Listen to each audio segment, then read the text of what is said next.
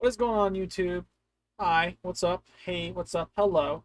This is one of many videos I'm going to be recording, and frankly, they're going to be long ones. They're going to be very, very long videos. Why are they going to be long videos? Because I am working on how to become a day trader myself. We opened a paper account with TradingView. We have our brokerage set up. I would very much like to learn how to day trade. And I think what I'm going to do for these kinds of videos is I'm going to create one really big video encompassing different aspects of the building blocks because I'm learning and I'd like to be able to take a trade on this in like the next couple of weeks. I want to learn how to trade, execute trade, be done with trade, the like, right? Right now, what am I doing?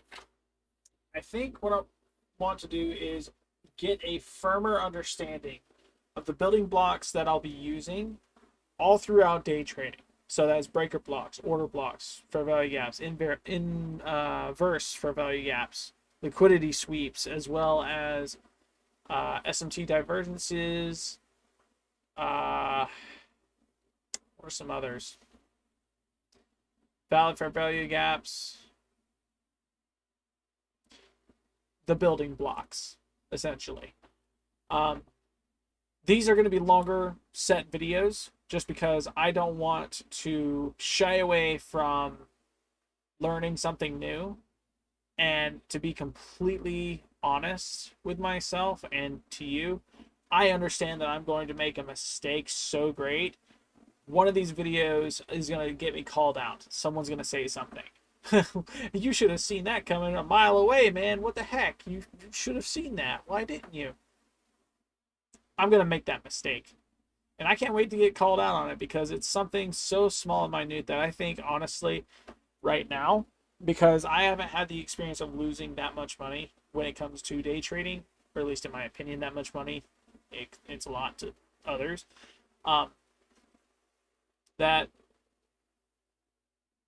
even though I missed it, I can still say while I am there at the present, I did what I could at the time.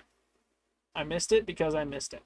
There's no other way of putting that. Without further ado, I'm going to queue up a video on my laptop of the same video I've been watching for the past week and a half now. I've been learning from this one video. I've been taking in every single thing this guy has got to say. If you don't know what I'm talking about, TJR Trades. His @ will be in the description of this video.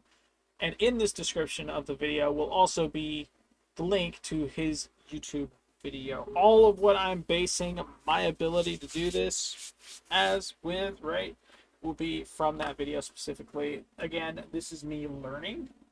This is not me advising.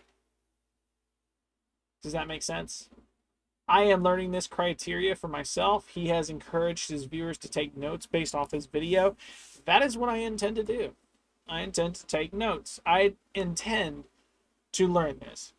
Currently, right now, we are approaching New York market open Monday. There is a resource I need to look at before I get too far in to what I'm doing to ensure that the market isn't going to do anything super crazy. I can realistically say that, okay, so there are two red folders. Core retail sell, wait, is this today? Monday, 17th? Yes, gold. So New York pre-market is 8:15, housing starts. Cool. And then core retail sells, two red folders. This has nothing to do with us at the moment, though it might be minorly impactful. I'm not seeing any special acronyms that I should be avoiding. I think news is okay. So the market shouldn't be doing anything stupid and shouldn't be jumping all over the place, going crazy. We should be seeing typical price movement. And this is looking at the NASDAQ. If we wanted to, we could actually look at the S&P 500. I've already done the honors of hunting down the most recent lows here and here for the hourly. I also want to mention that if we go up to the daily and we zoom way out here, even on this time frame here, you'll notice that we were actually in the middle of, we just broke structure to the upside for this right here. I noted this as a retrace because we are in an overall downtrend, and this retrace, it broke structure. So before we get too crazy, before I get too crazy and just talking and talking and talking and talking and talking and wasting both of our time, look up this video now.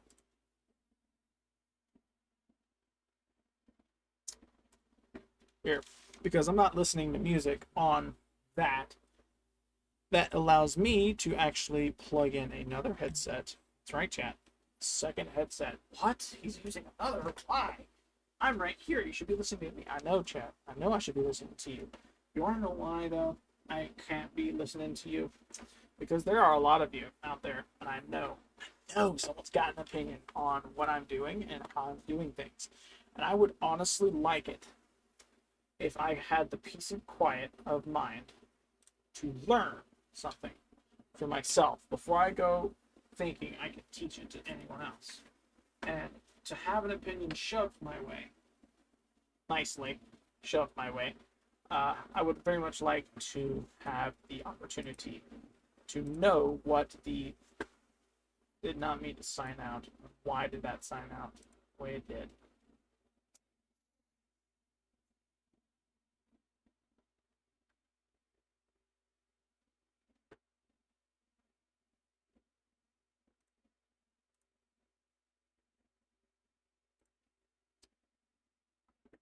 Okay, we're just going to do this then.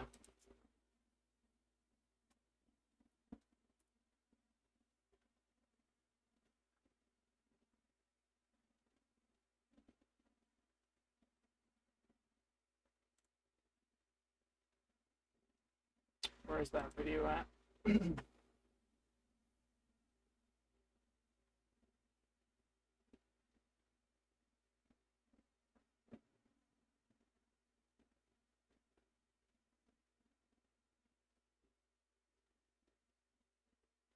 There you are.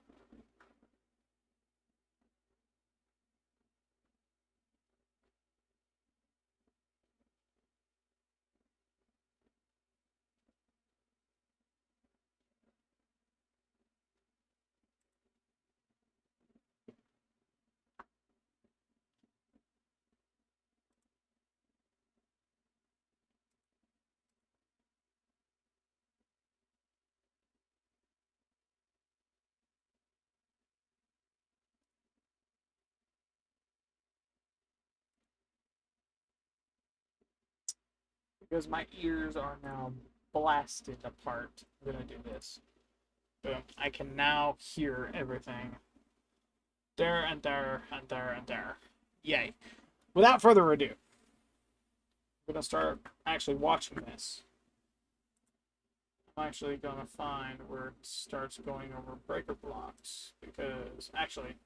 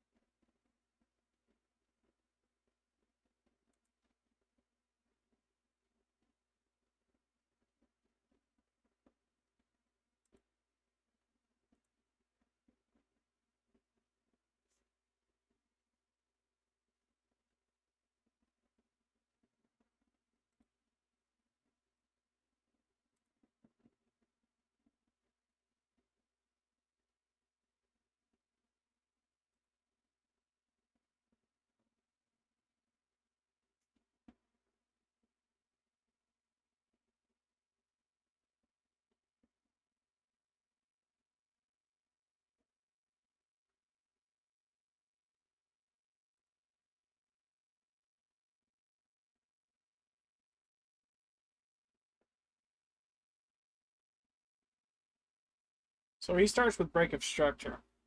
What is break of structure? It's when the structure is broke. You have a general downtrend. I know this. How do you define a break of structure? Well, let's take this in increments. You have a lower high, lower low on a downtrend, right? Each consecutive move after is forming a, guess what? Lower low, lower high, lower low, lower high, lower low, lower high, lower low. A break of structure is when the next high closes above the previous high. So lower low, higher high, break of structure. Make sense? And now we are officially broken because, well, we haven't really closed on this candle, I don't think. I don't see. We still have 9.5 hours before this candle right here completely closes, right? This is on the daily. With that being said, if this closes above this candle, which means it's going down, right? It closes above this candle, right? Down, close, down, close. If this closes above this close here, that will be a confirmation break of structure. We are moving up now. We are no longer moving down. The structure is no longer valid. From there, because the daily is used per his video to determine where we are along the timeline, because each one of these candles represents a day. We're not taking trades off the day, though we could if we wanted to. It's the same chart all the way around. It's entirely more risky, and honestly, seeing a steep down like this right here, it's a bit scary. So I'm going to focus on what this guy does, which is he trades on smaller within the trend, so he's getting the best opportunity possible with the smallest amount of risk to losing money in his portfolio. So I now know where I am. We are on a downtrend. We just broke structure to the upside. Allow me to zoom in to the 4 hour, because that's what he likes to do. Zoom way in here. Boom. Ready. Awesome. What am I seeing here? On the 4 hour, he doesn't really mark anything except the most recent highs and lows. And I think I've pretty much already done that, with the exception of the few, like, right in this here, right? Because session, this was the start of Asian session, London session. We're about to open on New York session now. The most recent high off of this would have been right here. And this would have been before Asian session, so we're not marking session highs and lows. We're marking the most recent highs and the most recent lows. This was the most recent low. This right here would have been the most recent high. Just to have that there. Because this high was closed above, I don't think this is needed anymore. And as a result, we now have our most recent highs and our most recent lows to come back from. And again, we broke structure with this candle's, well, with this candle right here specifically. We broke structure on this candle. And from here, it's continuing to move up. And as we can see on the here, we are forming a higher high. So that being said, I'm not going to rely on this tool very much, just because this was a piece of advice I found from another YouTuber, just to look at this as a glancing measure of where price is, and if my hypothesis is correct for the day. You'll rarely see me use this. I think from here, we want to go down to the 1 hour. This is where he marks his highs and lows for the sessions leading up to market open. So session high would be something like this. Between this candle and this candle, between the open candle and the closed candle, we have the highest high here. Boom.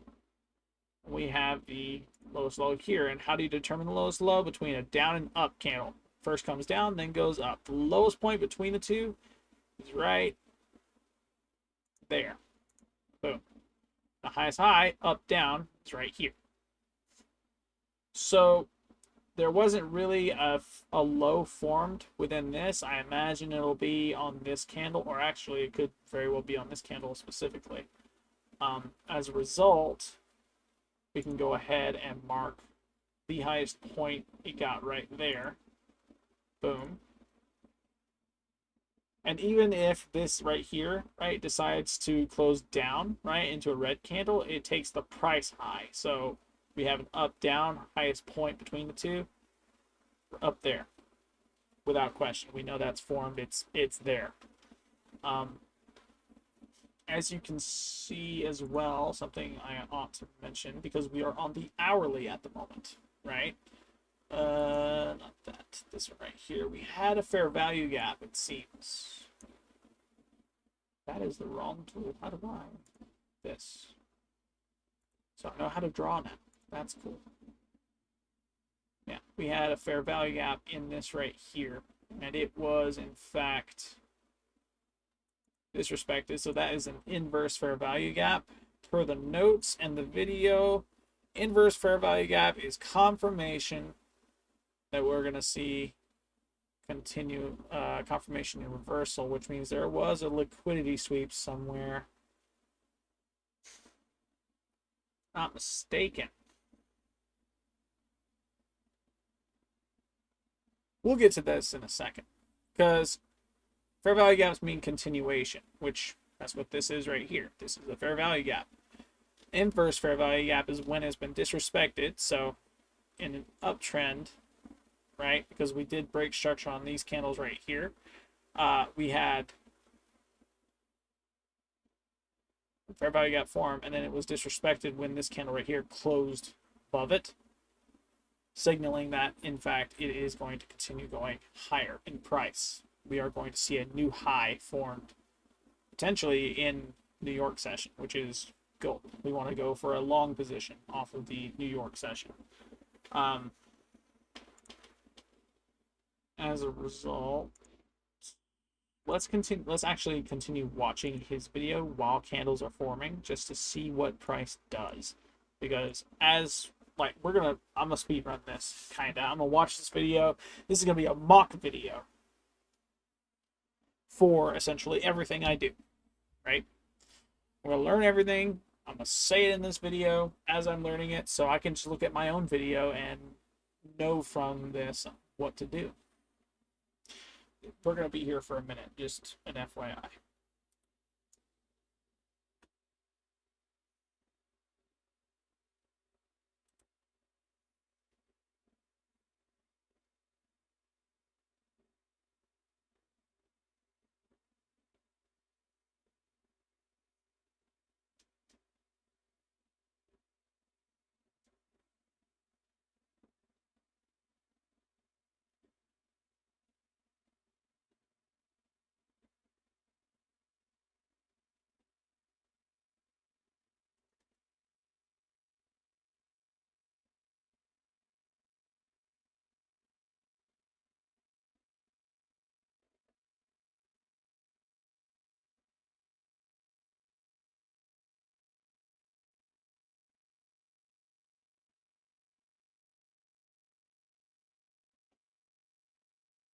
While he's describing how to identify breakup structures, he says to note the higher highs and the higher lows of that trend, right? Or in a downtrend, the lower lows and the lower highs. As you can see, per this right here, we have been in a downtrend for a while now. Consistent downtrend. It wasn't until we broke structure with a higher high right here. This candle right here was our break of structure on the hourly time frame, on the 4-hour time frame actually. As a result, let's just see. Let's look and see. Let's look and see. Each one of these candles right here. Yeah.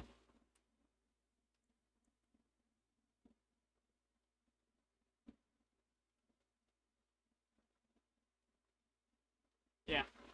We've been in a downtrend this way for a while. This was a small retrace up, and it barreled on back down.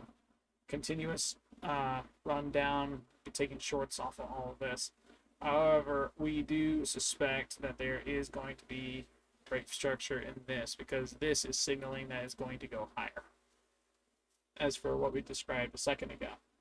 But he wants us to look out for essentially the breaker of the exact in name breaks of structure.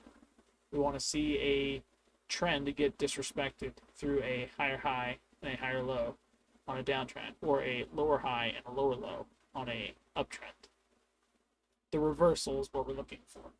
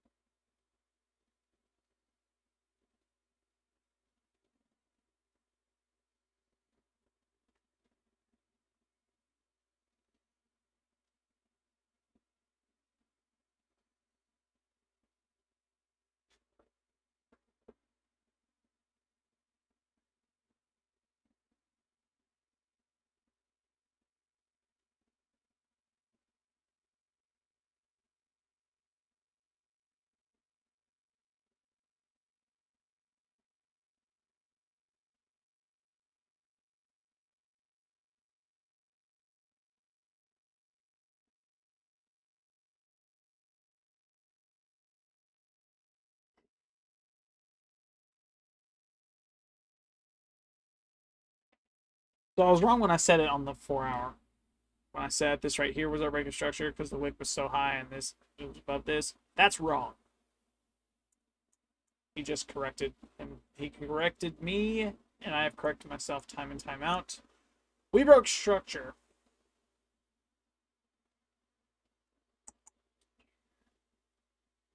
We have not broke structure yet. Why? Because a break of structure is when we have a candle closure above where price action is, off of a recent high. As a result, this could be allotted to a single retrace right here. This would have been, in my opinion, my thought process, a failed retrace, because price reached all the way up here, but it wasn't enough to stay up there, right?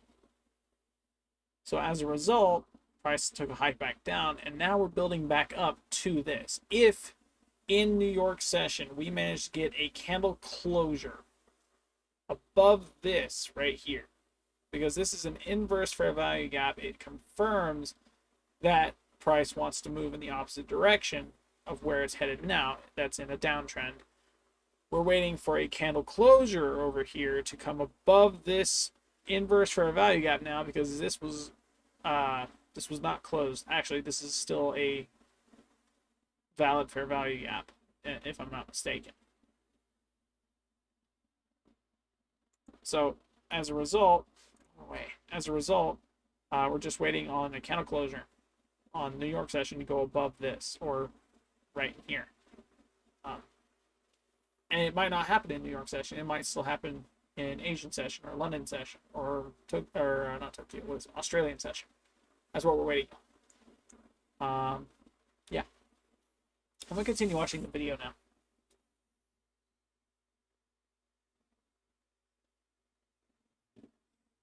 Just so we're on the same page too. I'm not streaming this. So if you see this video on Orb Plus and you're new to the channel, you're old to the channel, you have seen my face on other channels before, I want to explicitly place out there that the content you see on this channel is solely going to be placed and seen on this channel. There have been a few times where I've streamed some content from what I wanted to put on this channel on Orb's Vault. That was wrong of me, because that is primarily meant for my gaming streams and have content coming in for those gaming streams. This channel is going to have videos every single day posted. So you won't have any streams. So you will have videos every single day posted to that channel. And it'll always be something to learn. It'll be something to master. It'll be something to sink in, if you will. Yeah, you will not see any live streams here. You might see a couple shorts, and that is my version of taking useful information from my videos without the hubris that is my mouth going off without the mind on track at the same time. So in the event you decide or you hear something in this video that's just not quite right and I have to refer back to the video and I go and correct myself, when I make that correction and you see it in a short and the video at the same time, that's me acknowledging that what I had just said was not only a direct reference from this video, but it was also me correcting myself and learning that discipline to continue to improve on my ability to trade and, of course, learn the skill in general. Repeat content is going to be a thing here. That is my way of learning. Without repeat content, I don't learn. I'm going to watch this video now.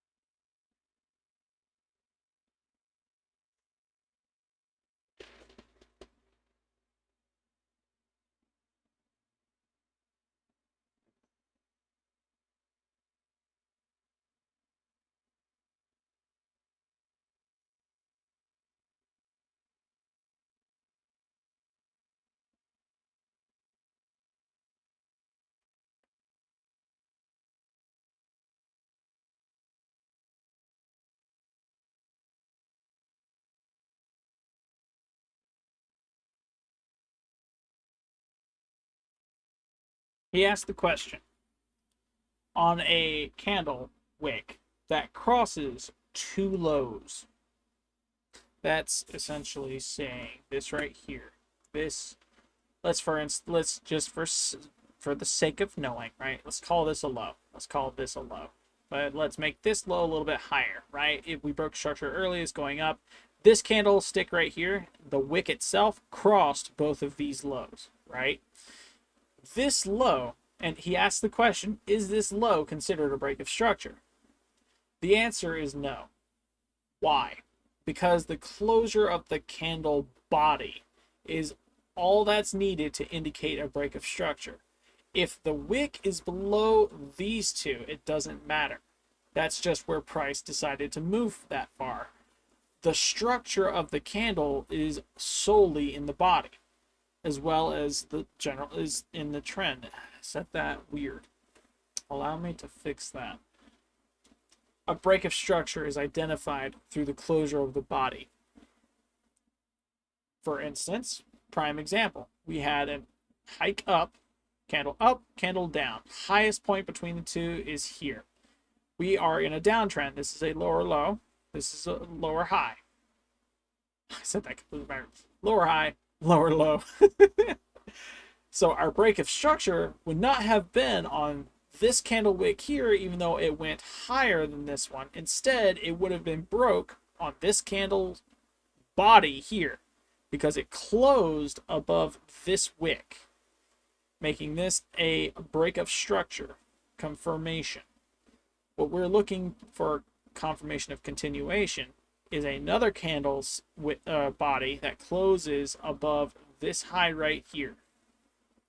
When it closes above this, that's how we will know we're going to have an actual break of structure. Like the move in the trend has changed. We are going to go higher and not lower. There might be some information needed in this right here that will tell us if price is going to move higher or if it's going to move lower. We have yet to get to that. We're going to continue watching his video now.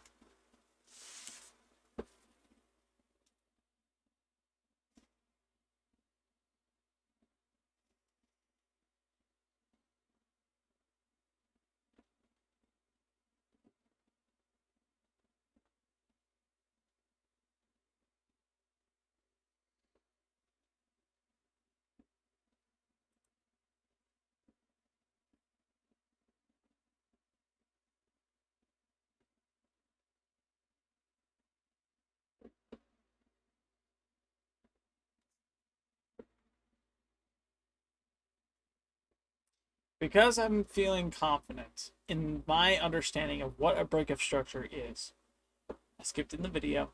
We're on to liquidity sweeps. Was that a good idea? Probably.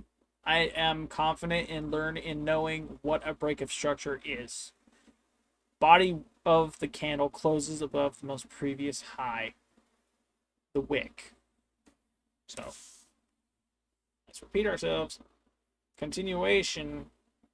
This would not be considered a breakup structure of this because we are in a downtrend. This actually makes a lot of sense. The wick came all the way down here. We had a closure all the way down here, but we're in a downtrend. That's not a breakup structure. What the heck? Because we know we're in a downtrend, we're looking for the highs specifically to essentially change. So we have essentially 1, 2, and then breakup structure on this candle here closes above this high and this high. Clear indication price is moving up. And a breakup structure per our notes is confirmation. Just so we're on the same page, when I say confirmation, continuation, and reversal, that's going to get explained when we get to it in the video.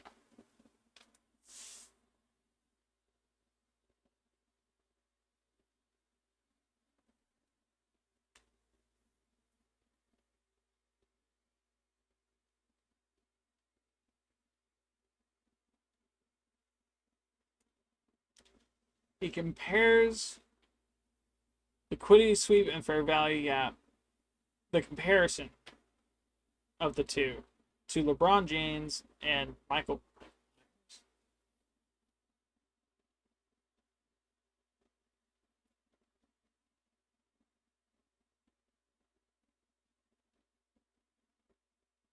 Jordan.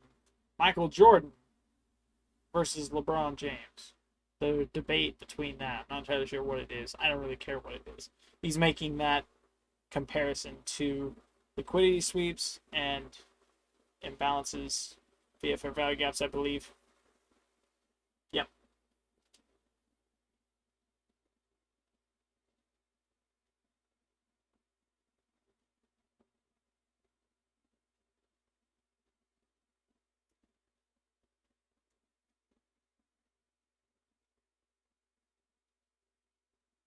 Defining liquidity.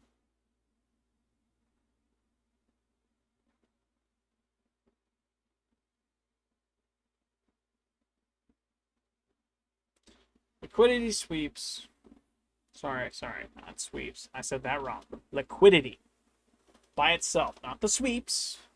Liquidity are resting orders above highs and below lows. So liquidity lies, and I'm sure he's going to do this on this video, right there. Boom. Liquidity lies right there. Boom. Liquidity lies right there. Liquidity lies right there. Liquidity lies right there. Liquidity lies also right here. I'm pretty sure he's about to say that same thing. These are resting orders that have yet to be filled, I think. They are what caused the movements. Let's learn.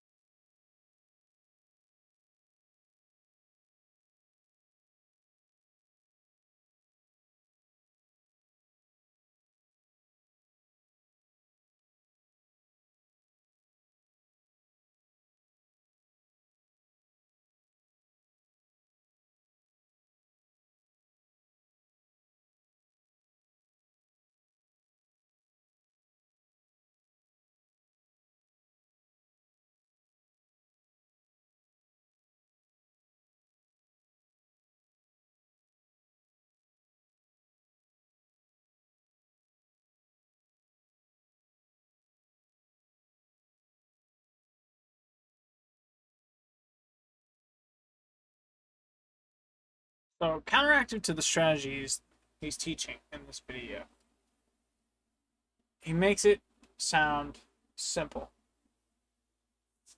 For the for his mini econ class he does in the video for liquidity specifically, right? Based on expectation and knowing that the market moves from algorithms and market makers, we don't make this move at all. It's legit an algorithm doing this, right? Just moving it in general. The way he puts it is liquidity lies below lows and above highs, right? As a result, it's an expectation that when the market makes a low here, right, we have resting orders below here, people know we're in a downtrend. So what they're going to do is wait until we have a low here. Take a buy order here, or sell order here actually, while people are buying here as well. Market makers are essentially taking advantage of anyone buying here. They're selling here and pushing the price even lower, right? There's more to it than just that. Again, that's why he said it was counteractive to what he just taught in this same video that I'm watching at the moment. And as a result, it is informative on what to do and what not to do. Because anyone can go in and buy something right here, buy a small share right here. But just because they buy it here doesn't mean they're going to make any money. Because typically when you buy something, you're hoping to make money off of a sell up high. In order to sell up high, someone has to be willing to buy up high. Make sense? And that's the way the market moves. Let's continue watching. I'm pretty sure he'll be going a little bit more in depth with it.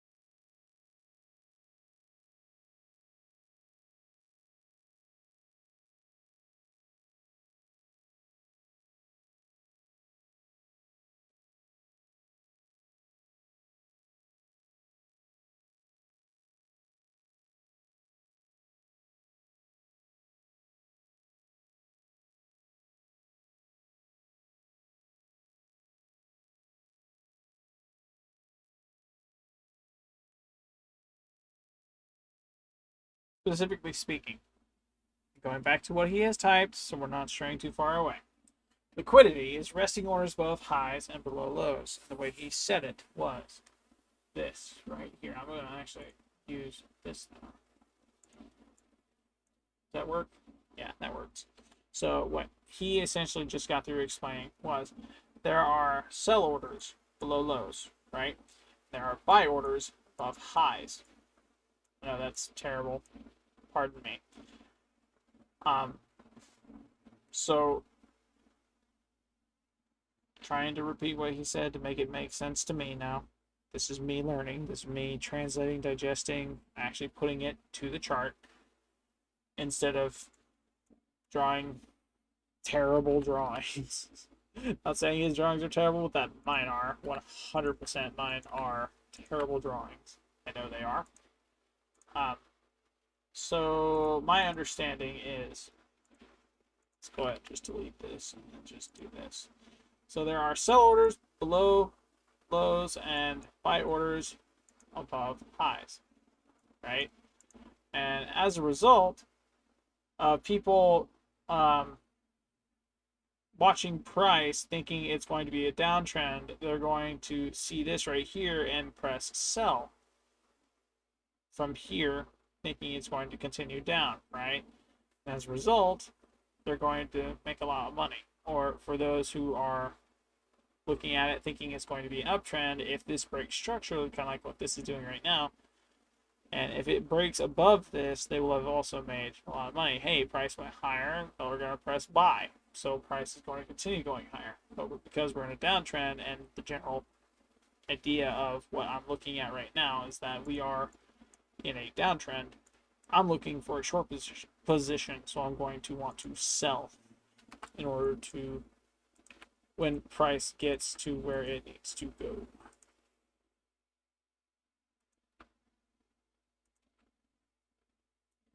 Good. Good. I think that makes sense. There are resting orders below lows and above highs. Resting sell orders below lows, resting buy orders above highs. They're resting because they're waiting for their idea to become a reality. They're resting there, knowing and waiting that price might be going down. And if that's the case, they're going to press sell. Or am I saying that backwards?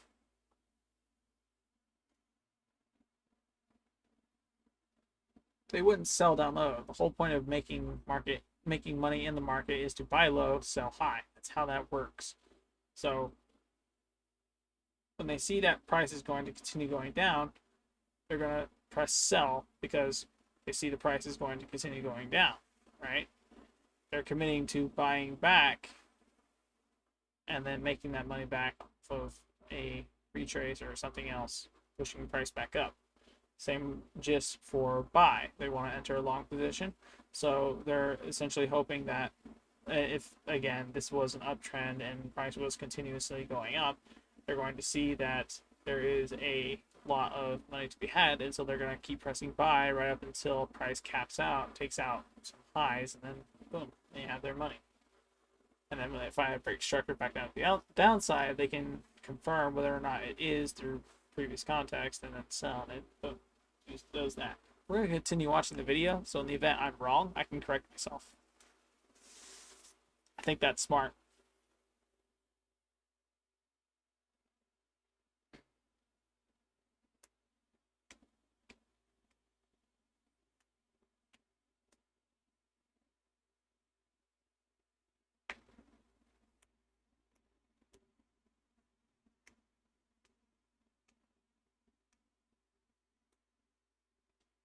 When market makers need orders to be filled, the first place they're going to look to fill those orders are below lows, above highs, because they're resting. They're not there yet. So what they're going to do is move price into a direction that's going to benefit them, right? But not. I'm going to stop myself there because I don't know any other context aside from they need orders to fill. When they need orders filled, They're going to look to previous highs and previous lows, move market in the direction they see fit.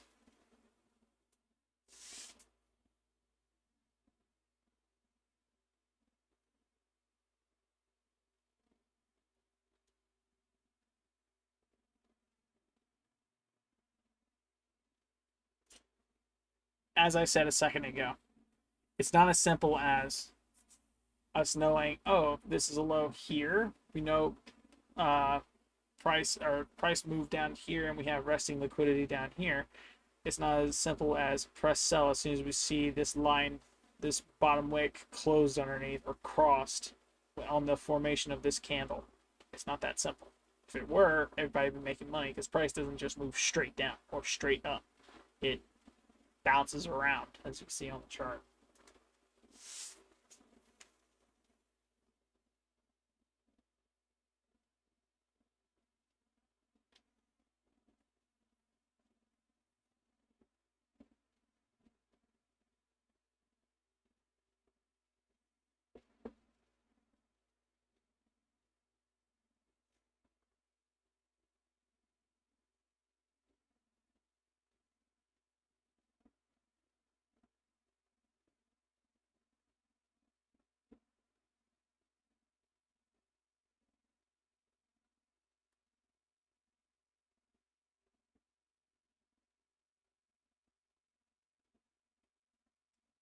So the way he explains it is when market makers want to move price, they're waiting for they will use the resting sell orders to fill their massive amount of buy orders to move price in the opposite direction.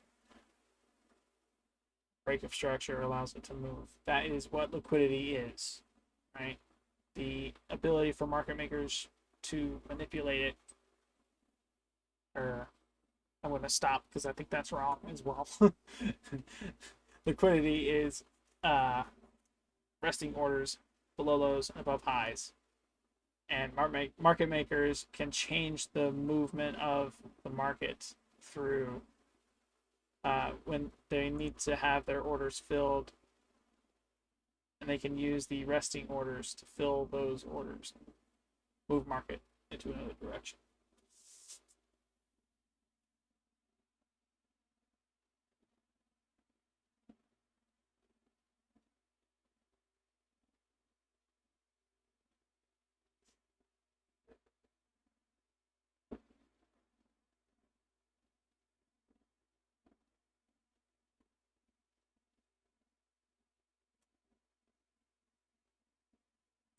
I'm going to keep saying this wrong because this is, again, and he says it himself, this is one of the hardest concepts to learn within the market.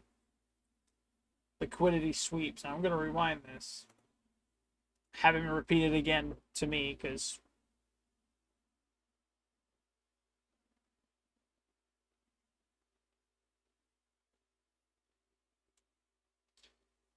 liquidity sweeps are when the market manipulates a high or low within the current trend.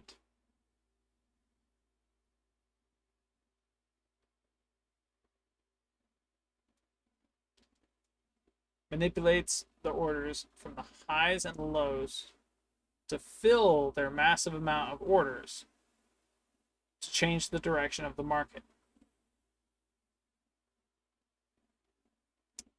I'm going to rewind it and have him repeat that again.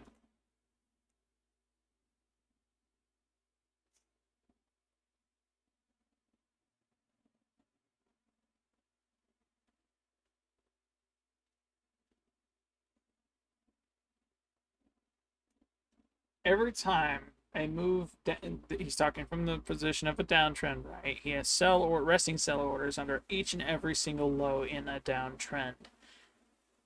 Each time it moves past the previous low, the market has the opportunity to sweep the previous low, right? In current time, it has the opportunity to sweep the previous low, and as a result, move price in the opposite direction.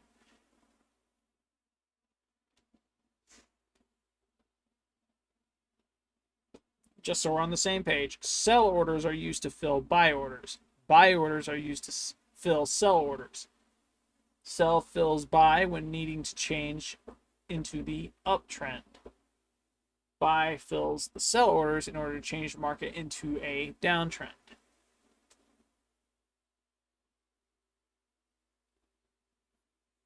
Am I doing good so far? I know, like, comment down below. Am I doing good so far? And, like, really, like, I'm having this same video on loop. Like, I'm playing this video and listening to this guy word for word. Even the funny bits he wants to throw in there, like, I'm listening to that too. Some of that is, like, a little much, but that's a me thing. Meh, I don't care. Am I grasping the concept? Slowly but surely. Just so we're on the same page, we might be doing the same video again tomorrow.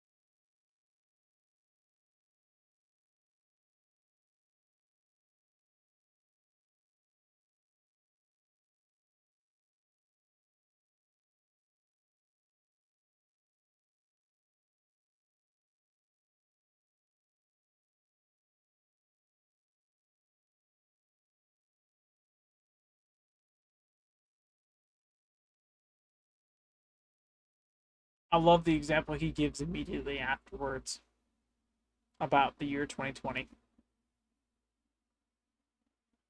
because it shows a prime example of what the rich people are able to do. The market makers, the algorithm, it honestly shows what they're able to do with their money at any given time, and they're smart for doing it because now they are 10 times richer because of it, right? And he's right when he says it should make everyone mad, and it makes me mad because I had this same opportunity in the year 2020. I could have been doing this in 2020, but I didn't. Because to everyone else around me, personally in my life, it's a big gain.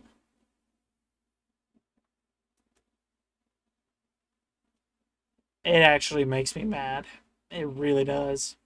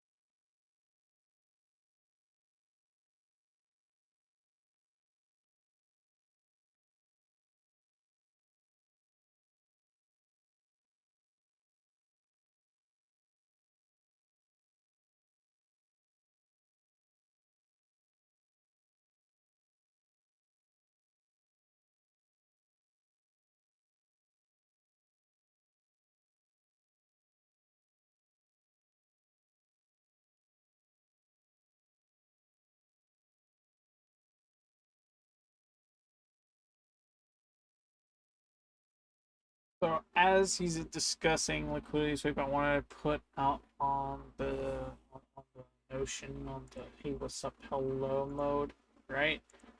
It is about to be pre-market. It is pre-market. That's actually pre-market for New York session. We are going to be, we're on the hourly for both of these charts now. We're just going to look and see exactly what's happening on both right quick while he's doing that. I think we have a bit of S&T divergence. Do we have a little bit of S&T divergence? Does it look like that?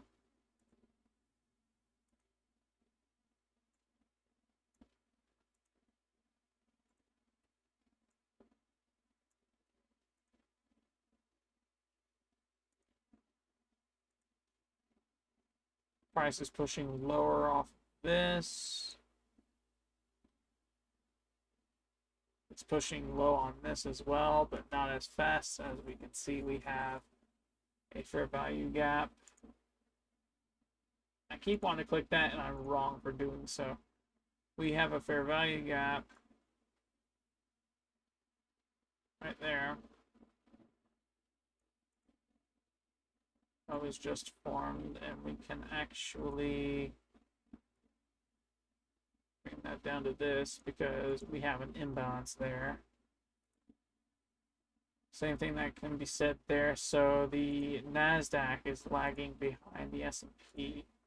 So if we wanted to do a trade and a short trade, because we know we're in a downtrend, even though we kind of broke structure, we haven't really broke structure yet on this, right? This is still forming a, this is, yeah, moving back down because lower high there. Yeah.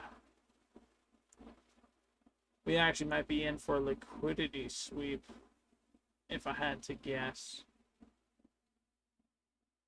This, we might be in for a plummet. It might sweep this low here and this low here, and if it sweeps these, sign of reversal to continue moving up.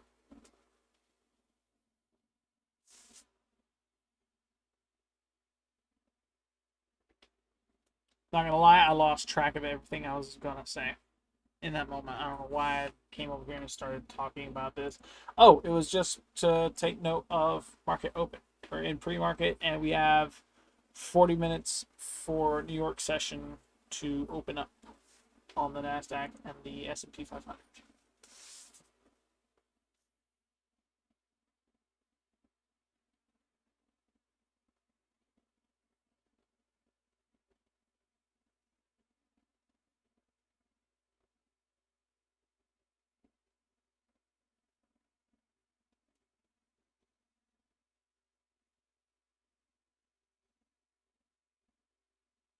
Liquidity imbalances and liquidity sweeps are what move the market. Liquidity sweeps our reversal sign is our reversal sign. A fair value gap is our continuation sign because there's imbalance and liquidity is drawn to those fair value gaps.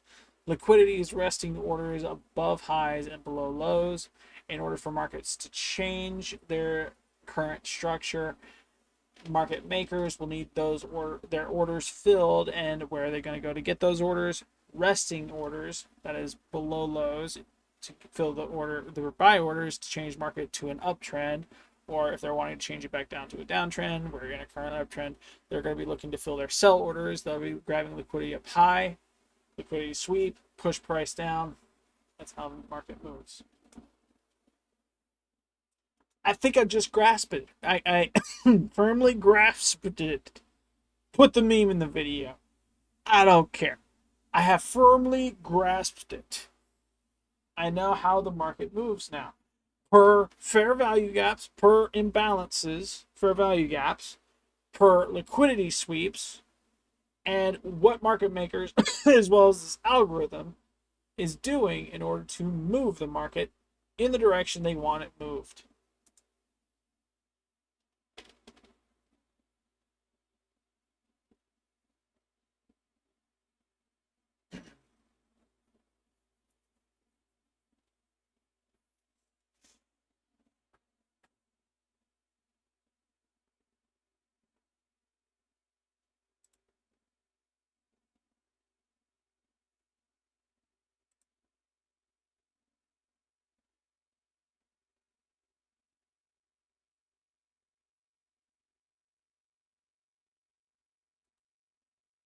So he's now describing fair value gaps, right? It's imbalanced price action that needs to be balanced out via a retrace. Make sense? So if I ever spot a fair value gap or an imbalance, right, it's on the retrace that it'll be corrected. How do we know where it's going to correct itself? Prime example right here. We have a fair value gap. Large candle going down from the bottom of one wick to the top of the next. 1, 2, 3 in this order, right? We have no wick within this area, this region, and so we draw a box, right? Via a retrace. Our retrace is a move back up because guess what? We're in a downtrend for these two candles right here. We are moving down. We're looking for the retrace back up that will completely fill this fair value gap specifically. We're looking for it to completely engulf this candle, and as a result, we did here, right? Fair value gaps are imbalances in the market, and market makers are going to fill those imbalances as much as possible. How? Through the liquidity underneath this, and underneath their sell orders, resting sell orders underneath their lows. They had to fill their buy orders with they had to fill buys with their sell orders and change market to move up to fill this imbalance. Prime example of fair value gap getting balanced out via a retrace. As a result, because fair value gaps are, per this video and notes, continuation confluences, right? We now know that because this imbalance has been filled, we now know that, one, this is going to continue as we think. I think price is going to move back down. Why? Because there is now no longer an imbalance, and as a result, nothing is drawn here. Instead, I think our most recent, there is no fair value gap anywhere in this. There's none over there. Okay. Yeah, price has freedom to continue in its downward motion, which is pretty much what I think is going to happen right here. It's going to continue moving down. We're not taking a trade today, just an FYI. We are simply watching this market form. We're watching it form, and we're learning. He's given a time frame, if I'm not mistaken. It's 9:50 to 10. This right here is all the way wrong. I'm gonna actually New York session open.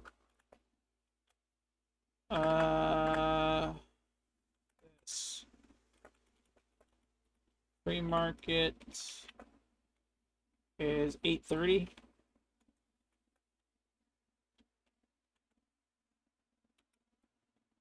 Then market open is what?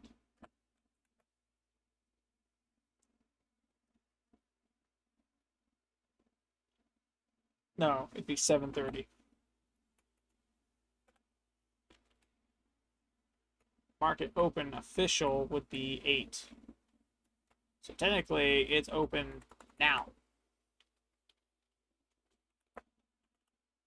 I think I'm wrong. I think we'll have it explained here soon. We do have the rest of the video to watch, so we're going to continue to watch it skip through, condensed, like.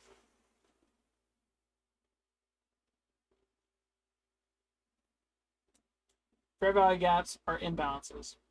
Imbalanced price action needs to be balanced out via a retrace. That is specifically for fair value gaps. How to identify a fair value gap? 3 candles, does not matter the color. 1 large candle in the center, candle on left, candle on right.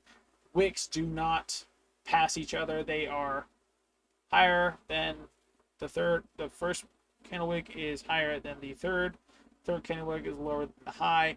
Neither one are level with each other, creating that fair value gap. There is an imbalance of orders.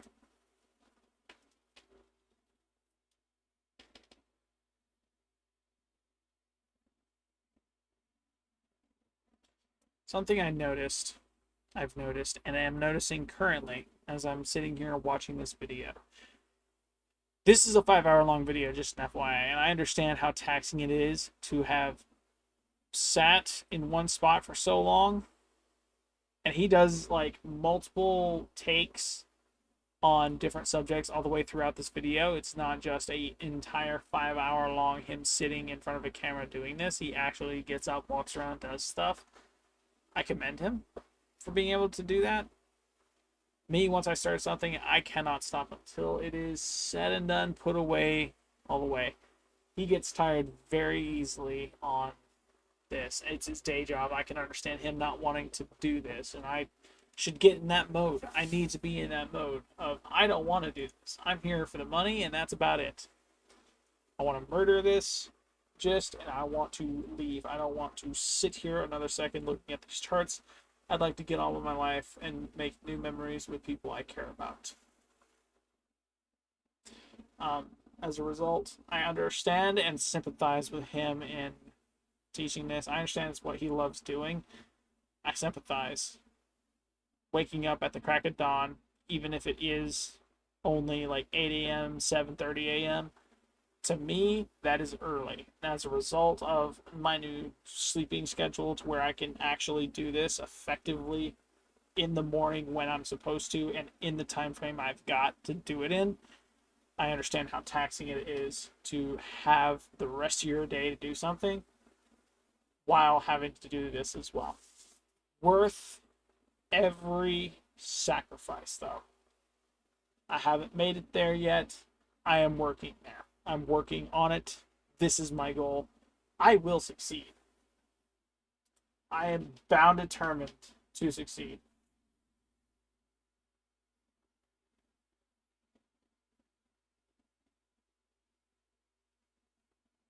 In the event you guys want to see more of this content, subscribe, because I'm posting every day, and that lets you know exactly when I'm posting this kind of content. This is new even for me. I am not an expert on any of this, and as a result, I am going to continuously say throughout this video, I am not advising you to do anything. I am simply learning this for myself, for my life, for my pleasure. If you don't have the money to risk, don't risk any at all. Go get a job, save up, do as you wish from that point on. I don't care what you do with your money. Don't sit there and tell me what to do with mine, because I don't know you. Meh. I am learning this. There's not much else I need to add.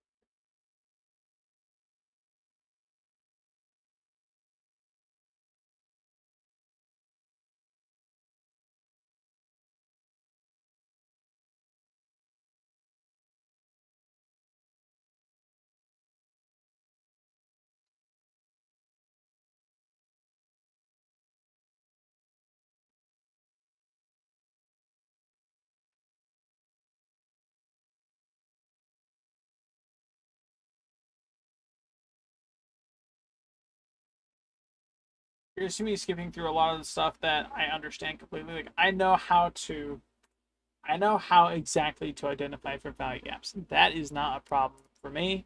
I know how to identify break of structure. That is not a problem for me. Liquidity sweeps, I have a little struggle with. And I think that's what we'll cover next video. Like, I will sit there in that video and I will go time frame by time frame on every, like on these two charts specifically. I will go down each and every single time frame And I will find for that video, because there are, how many time frames are there I can actually go to without it throwing stuff at me?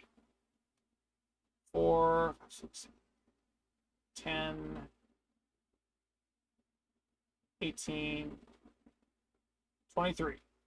I count 23 charts that I can look at from one drop down. 23 charts. I think I'm going to find 10 liquidity sweeps. If this app allows me to do it for free, to look at each one of those time charts and actually just go down each one, I think I can find 10 liquidity sweeps on each chart. That is going to be next video. If you're wanting to see that and you like that idea, drop a like on this video. Drop a like on that video if you actually wind up liking it for whatever reason. It helps you out identify them. It's probably going to help me identify them. I want to get this down as fast as possible, and I don't want to waste time on things I already know how to identify, like fair value gaps or breaks of structure. I know how to identify both of those. I know their definitions like the back of my hand. Liquidity sweeps, I recognize as something I am going to have trouble with, and as a result, I am going to fix that problem. I will remove that problem. I will have liquidity sweep just as confidently down as I do fair value gaps and breaks of structure.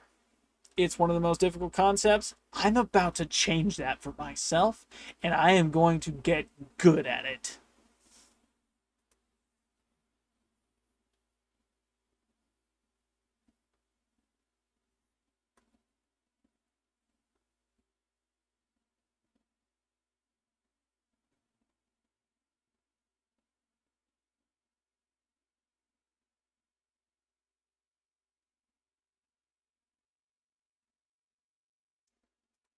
Reversal, and he's explaining this right now. This is exactly where I took those notes from. If you can see, hot dog, I don't know if they're minimized, you can't see this right here.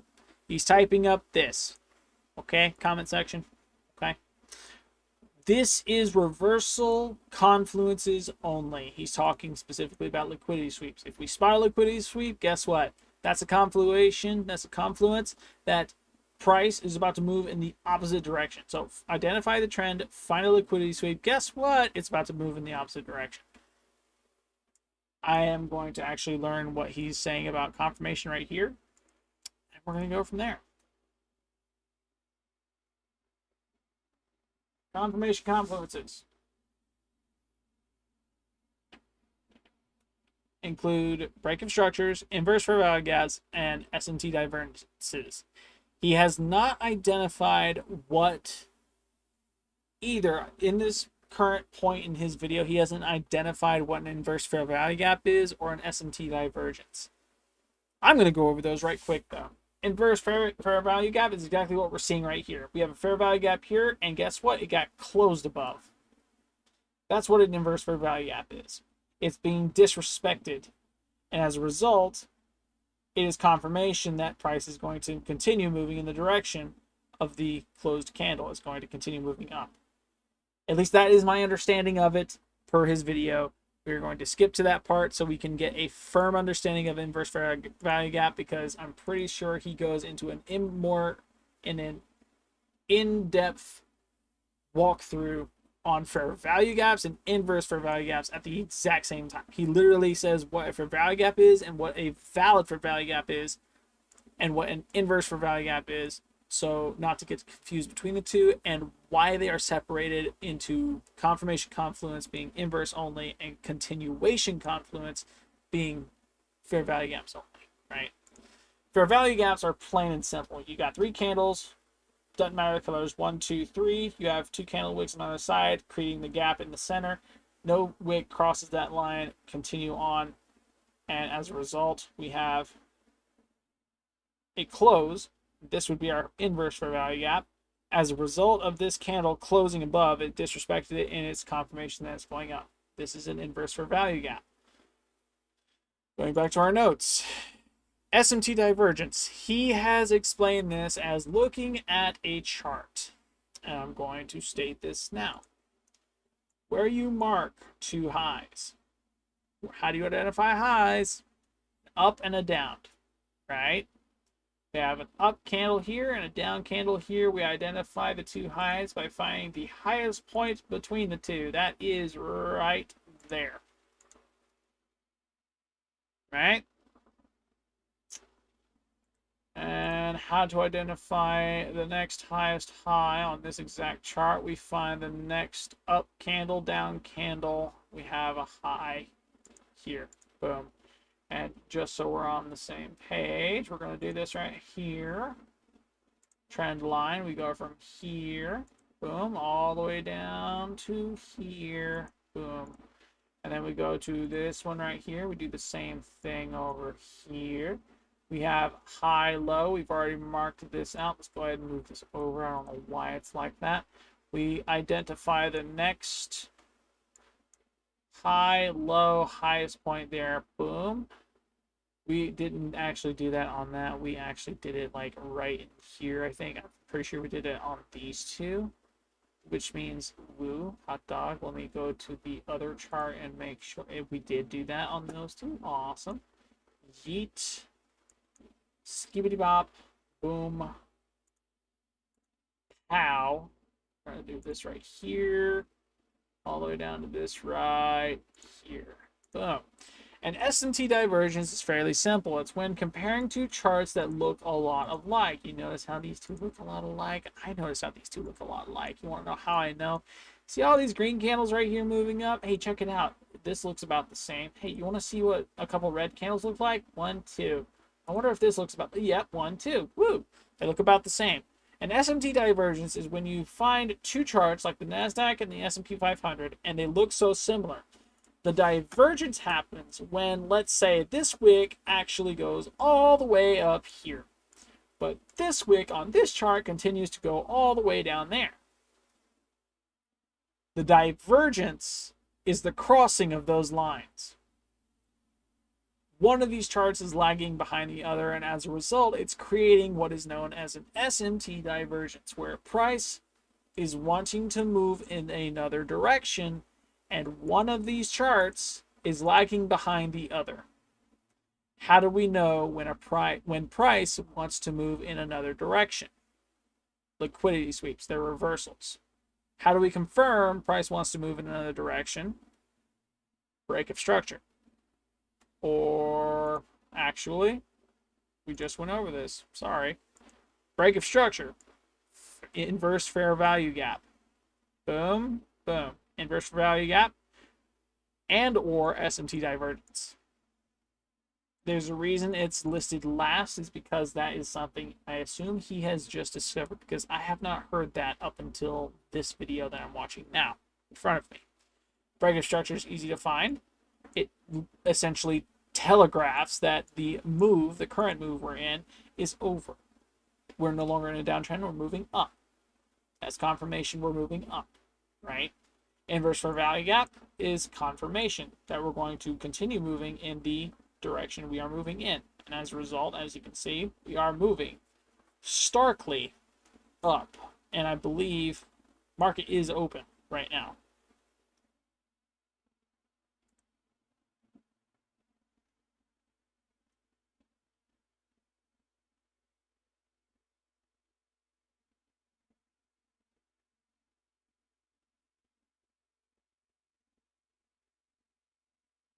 Yeah. So we're moving way up. If I had to guess, I'm going to say we're going to break past this right here. And we will be officially breaking structure on the 1 hour time frame, if I had to guess. As a result, I think what I'm going to do, I'm not going to buy into this because I don't want to waste my money yet, and I'm still learning, and I'd like to continue learning. I now know and can confidently say I know what liquidity sweeps are, and I'm going to, let me make something clear. I'm gonna undo, right? Reversal liquidity sweeps. We're gonna go on another video because I'm not entirely confident on that yet.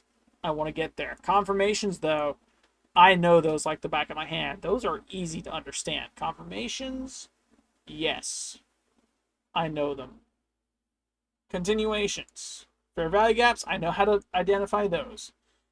The two more complicated ones in this are order blocks and breaker blocks, and he hasn't said that yet. He hasn't conversed about that yet per the video. Those are going to be videos of their own separately. And I'm actually going to, in the middle of creating those videos, I'm going to create a way of showing my research into that, because I'd like to know, and this goes for liquidity sweeps as well. Like, I'm going to try and find 10 of each: order blocks, breaker blocks, and liquidity sweeps on each of the time frames for both of these charts specifically, right? So we're on the same page. We're going to stick to these two charts, and we're going to make sure that we can identify each one of those like they're staring at us in the face. We can see them and know by the back of our hand that is exactly what it is. As a result of doing that, we're going to have a better understanding. I'm going to have a better understanding on how to read charts and telegraph when price is going to move in one direction or another.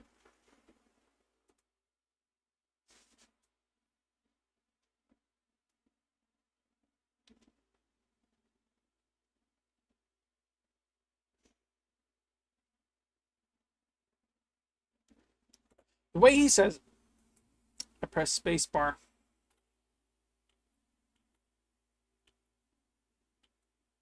Oh, it swaps between two charts. Neat. I didn't know that. I did not know that was a thing.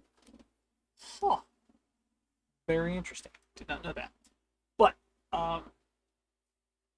talking about the video, the way he explains it right here, the way he puts it up, same way I have it put up on these notes, specifically right here, right? He says reversal confluence is liquidity sweep. Confirmation confluence is break of structure, inverse fair value gap, and SMT divergence. And continuation confluences are fair value gaps, order blocks, breaker blocks, equilibrium. So here's where I get confused, right?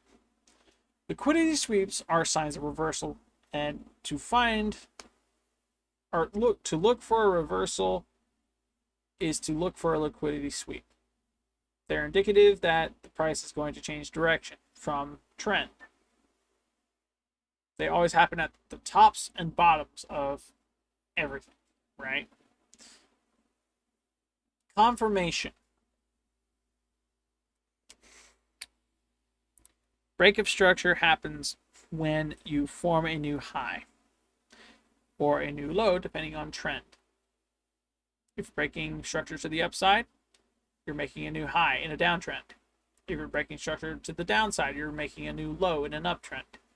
Make sense? Makes sense. Inverse fair value gaps, we've already discussed. I already know how that works. SMT divergence, we already know how that works. It's pretty simple to understand that. My confusion begins with confirmation confluence. What is it confirming? Is it confirming the reversal? Is it confirming the movement of change? The change of movement? Is it confirming price action in the opposite direction per the liquidity sweep? Because break of structures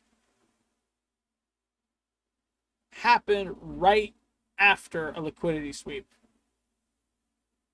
A confirmation price is going to continue moving in that direction. And then continuation confluences, fair value gaps. If they're respected, which means wick goes in, they're not closed above. We just closed, by the way. I don't know if y'all saw that. I don't know if we closed yet, actually. We are currently above this fair value, what is this? Yeah, this fair value gap. We just cleared that. And I believe we're we might be about to break structure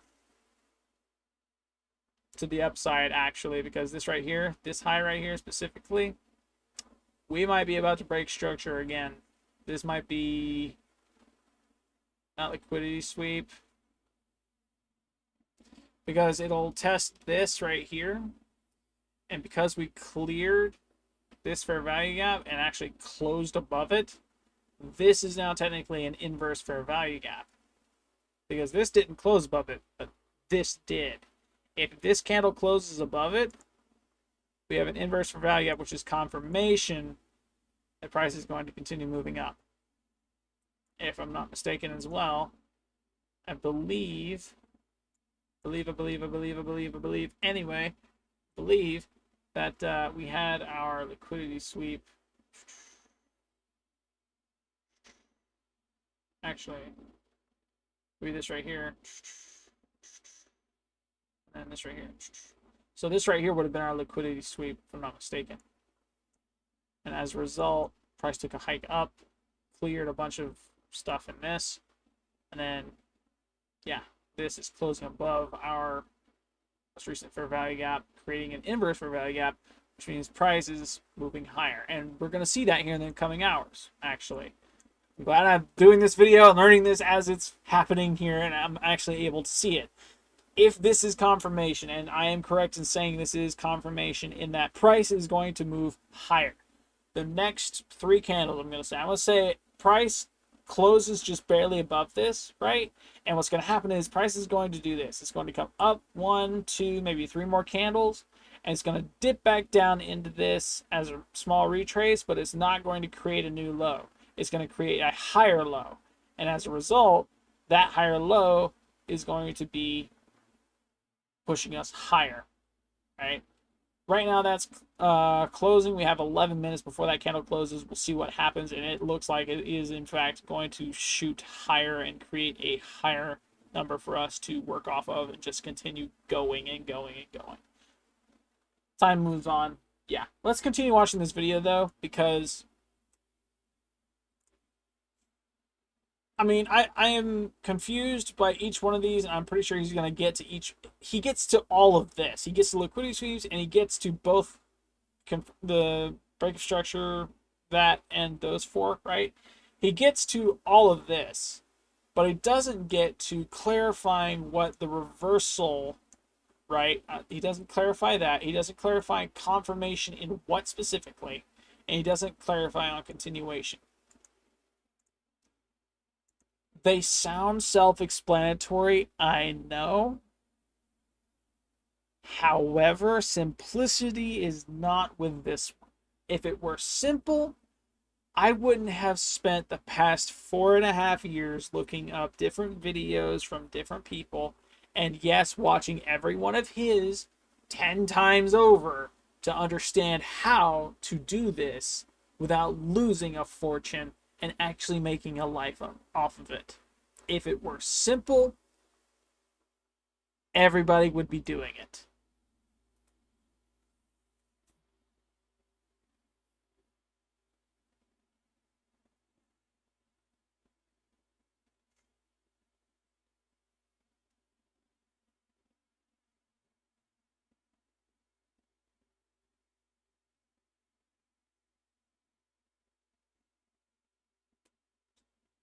Why are liquidity sweeps reversal confluences? Because they are signs of a trend reversal.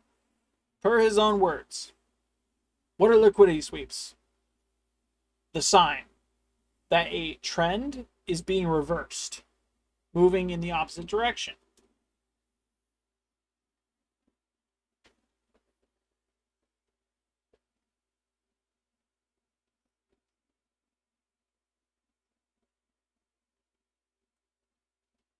Liquidity sweeps are signs of reversal. Break of structures, inverse fair value gaps, and S&T divergences confirm the reversal of trend. They confirm the legitimacy of liquidity sweeps.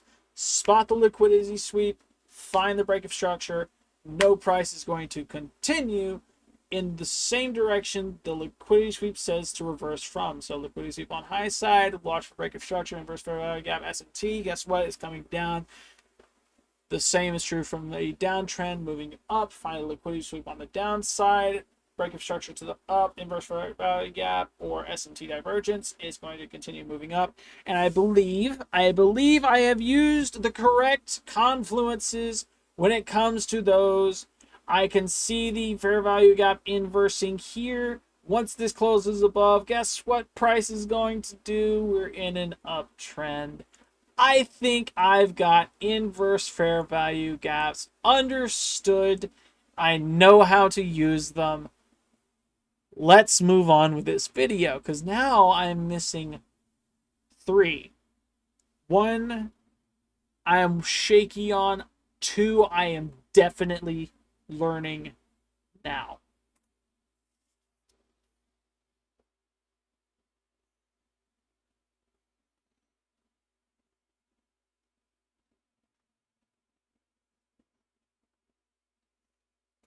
I am learning.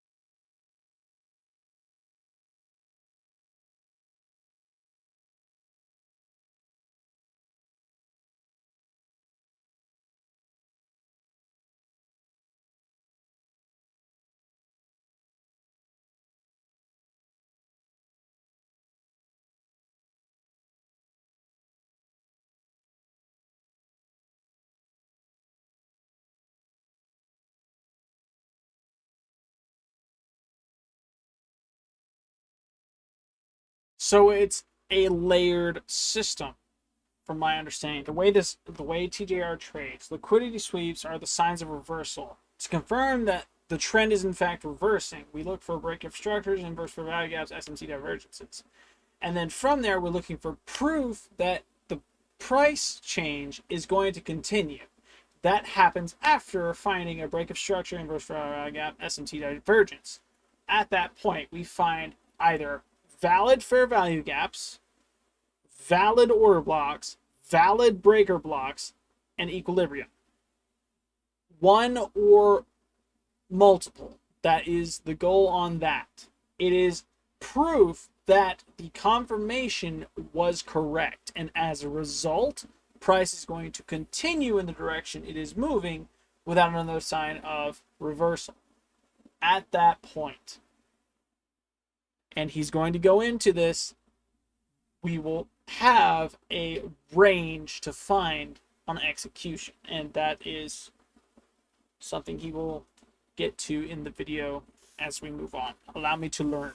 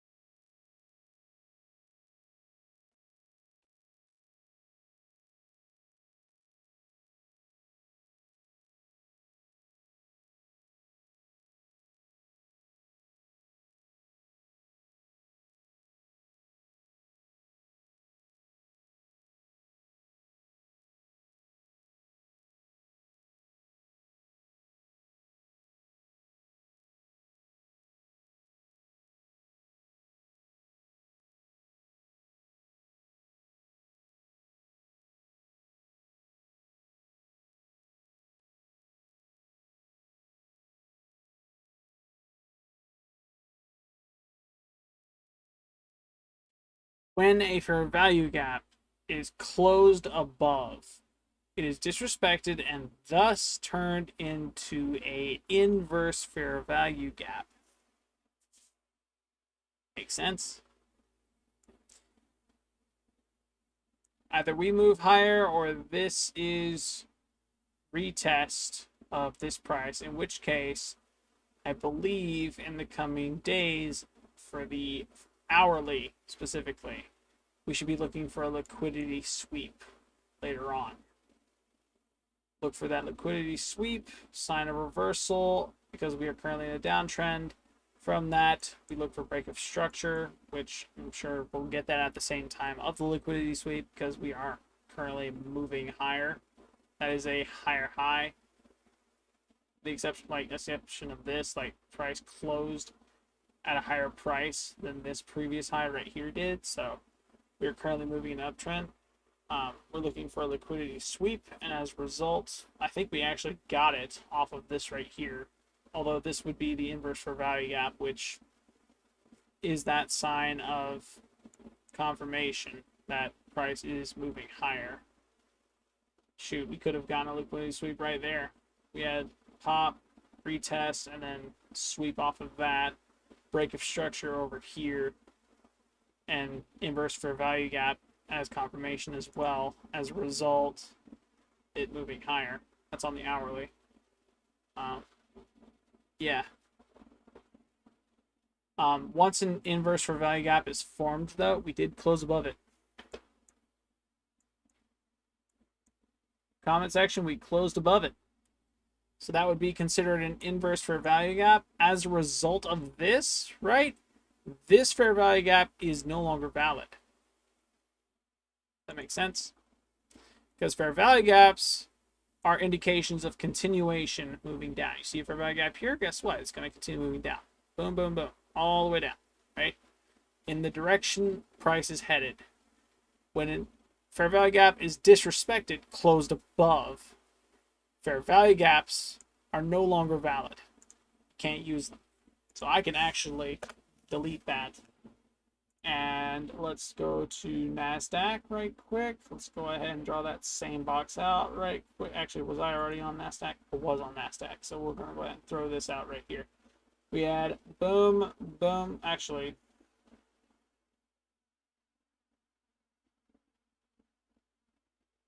there wasn't really a liquidity sweep there.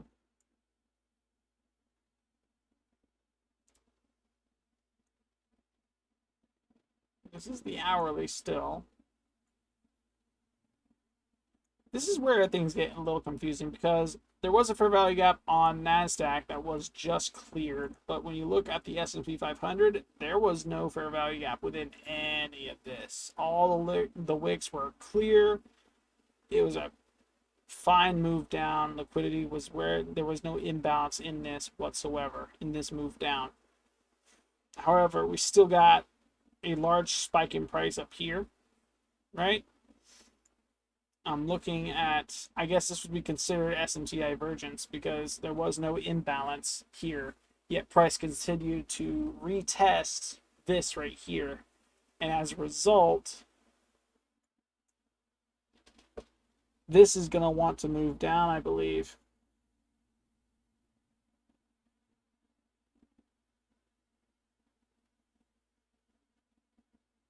I'm not saying that because there's a red candle forming either. I'm saying because, I mean, we did not break above this high. We didn't break above this high.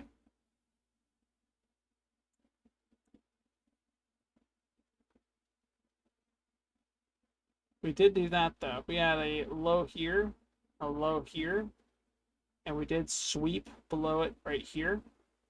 And as a result, price continued to move down, but it was delayed. It was lagging behind. Oops.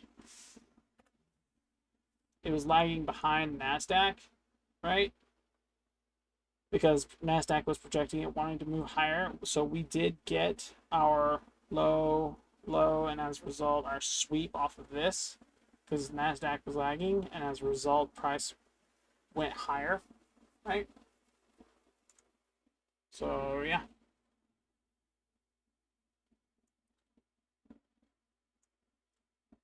think that would be the biggest indication of SMT divergence right there. I guess we'll also look at that just so we're on the same page, because I'm noticing some things on SMT's type of stuff that's like, huh? That's a thing? When did that become a thing? Let's go ahead and watch the video some more.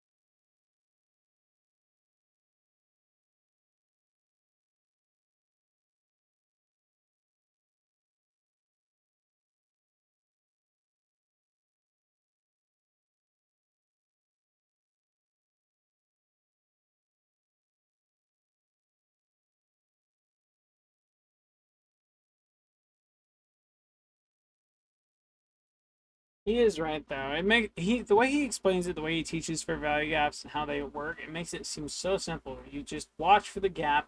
As soon as it forms, press buy as soon as the low is hit, and then from there just make money off the move up from it.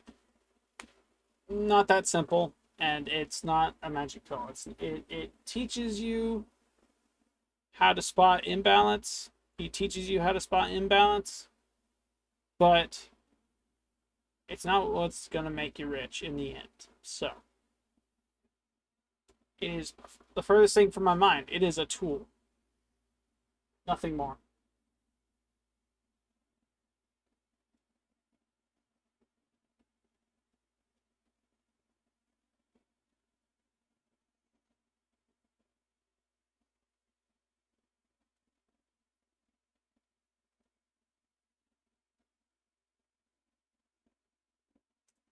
It defines an inverse fair value gap as a fair value gap that gets disrespected within current trend that shows a change of trend. What does that mean? That means, and I pretty much said it the way I had to there, right here. There was a fair value gap here at one point. We cleared it, making it an inverse fair value gap, which means, guess what? Within a trend that was the downtrend, or as it broke structure to the upside, right? Shows a change of trend. Change of trend is going up. We are moving up now as a result of clearing this. We're going up from here.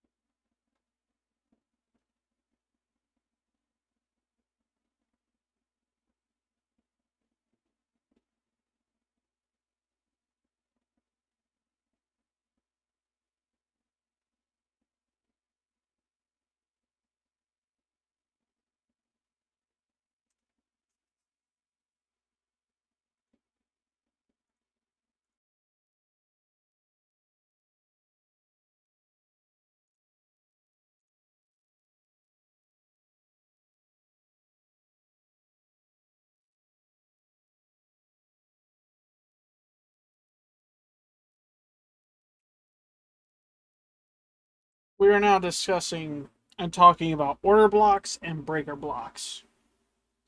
Let's get to define both separately.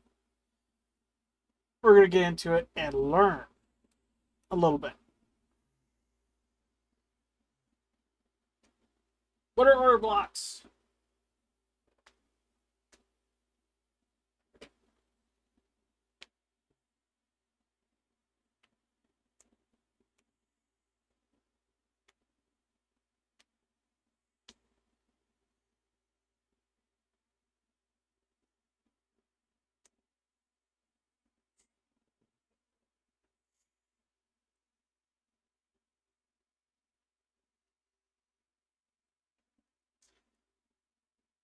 That's a thing, and you know exactly what I'm talking about, viewers of TJR. If you guys watch his show, his videos, his TV show. If you guys watch his TV show, you know exactly what I'm talking about when I say right before he starts discussing order blocks and breaker blocks, right? And you've actually like listened to that entire conversation, right?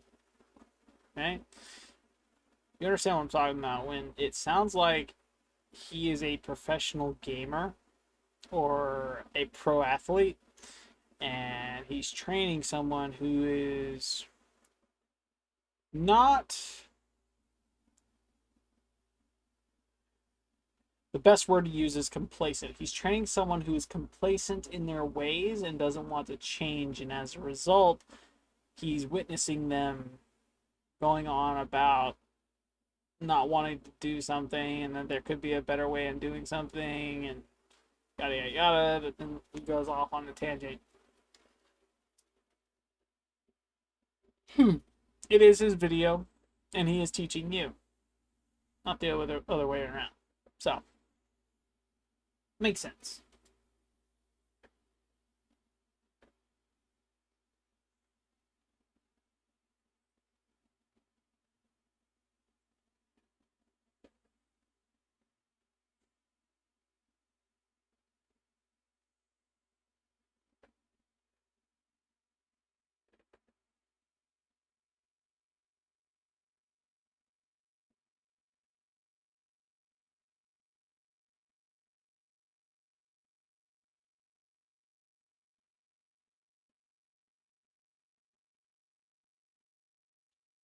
Order blocks are the leg up or leg down prior to the liquidity sweep. Leg up in a downtrend. Leg down in an uptrend. What are liquidity sweeps again? They are signs of reversal. If I'm looking for a reversal in the market, I'm looking for liquidity sweeps. What happens right before liquidity sweeps? Order blocks. What do order blocks look like? The leg up into a liquidity sweep. They are the legs up that cause the liquidity sweep, or the legs down that cause the liquidity sweep.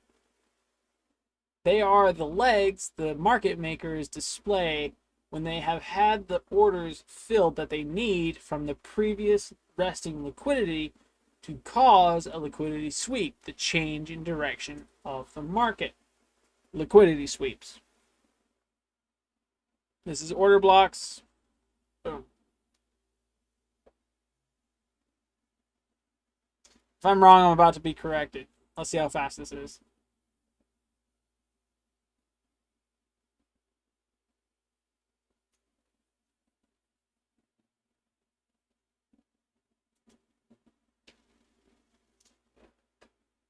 I've just bought an order block. It's the leg up.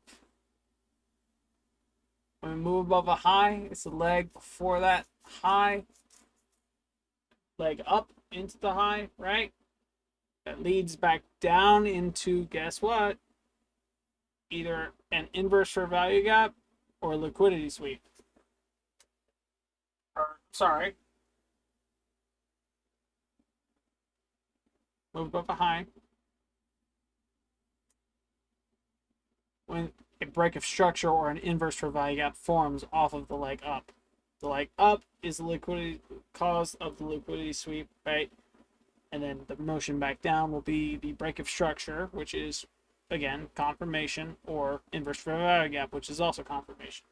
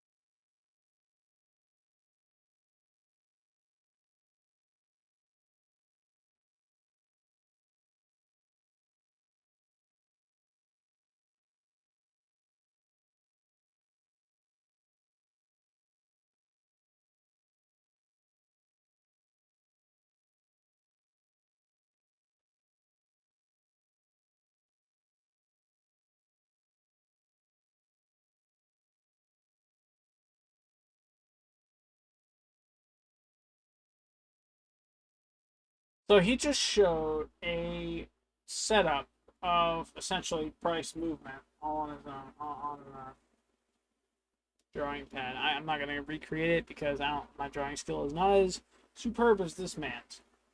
Essentially, the way he explains order blocks is it's the leg up that causes liquidity sweep. In that leg up that goes into liquidity sweep, so let's just use, I guess, this right here as an example, really.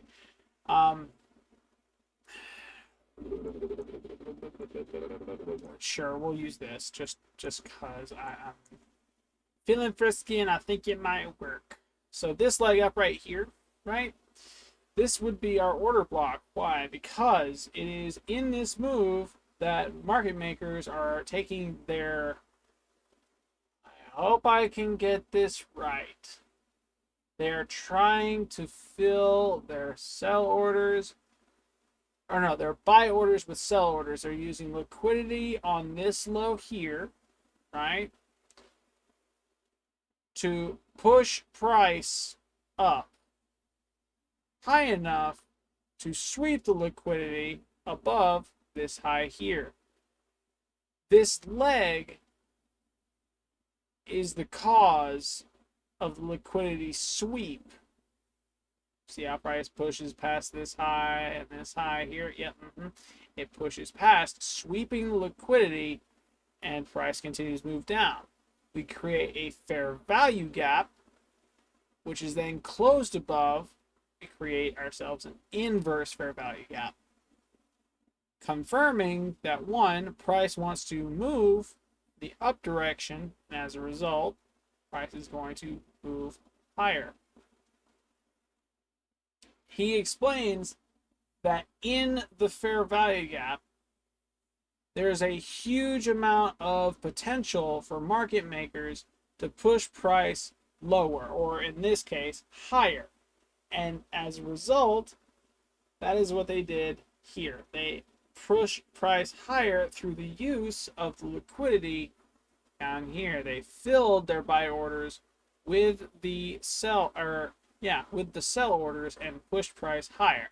They swept liquidity 1-2 times and then shot price way up.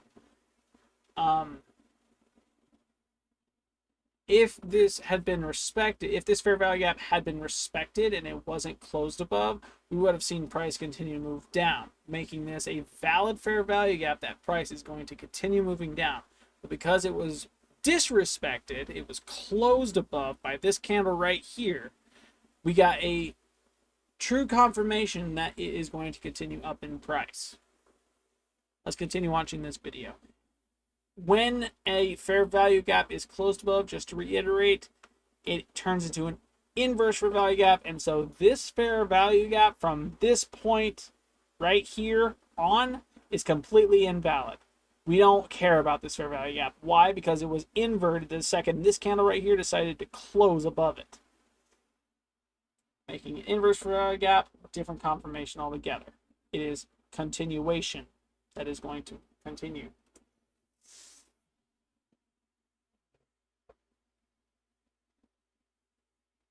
I gotta say, in the 4 years I've really dug into this subject matter specifically, I have learned more through TJR trades than I have any other person, video source, course seller on the internet. I haven't paid a dime to learn anything about this. I have been on the search, and I made it a point to myself when I first got into this, like, do I want to do this? If I do, how far am I willing to go? And am I willing to go as far as I need to in order to make it actually worth my while? And it took a long time for me to actually figure out what I wanted to do when it came to earning money for a living. And frankly, I think I've got it nailed to a post that my number one thing that I'd like to do in life is be a professional gamer and do YouTube and have fun with people I can actually respect and enjoy life with, right? And I understand that can make and take a lot of money to actually get that up and running the way I want it to, so I had to find an alternative, and that was day trading. It's something else I could do online on the computer, and it's not super intensive work. The most intense thing about day trading is the suspense and stress of potentially losing a lot of money. And that is a psychology game a lot of people have to master. And I'm kind of I'm taking that that notion hand in hand with gaming. Because there are a lot of games I myself have stressed about. If you know anything about the Souls series, you know what I'm talking about. I have stressed. Bump that when I didn't mean to. I have stressed over small stuff. This is not a small subject. This is not something that can easily be dismissed out of hand. Look at me sounding like Vision, and I don't have my Infinity Stone installed. I am legitimately nervous in my ability in learning and actually acting on the knowledge I have in the market. But I know the direction I'm heading in is the right one because, one, as terrified as I am of taking a trade and losing all the fake money I've put into this paper trading account, right? Because who wants to lose $100,000 on a single trade? I sure don't. But I know the amount of knowledge I have absorbed over the 4 years in comparison to the stress and the amount of challenge that comes from playing video games, because you don't want to lose a video game either, right? Is what's going to propel me to become successful in day trading specifically. I know that was a lot and I didn't really get to the point there, but I think I'm in prime time position to really get this under my belt and have it to where I could say, yes, I've made progress and money off of day trading and am happy with where I am in my life because of a path I took that wasn't super stressful, wasn't something I didn't necessarily like doing, but it was something that I can confidently say my skill level is enough to compete with the big dogs when it comes to day trading. And I am looking forward to the reality check when it comes to me doing this professionally. I'm looking forward to that reality check when it comes, because I know when I get there, not only will I be prepared, I'll be more than willing to try again.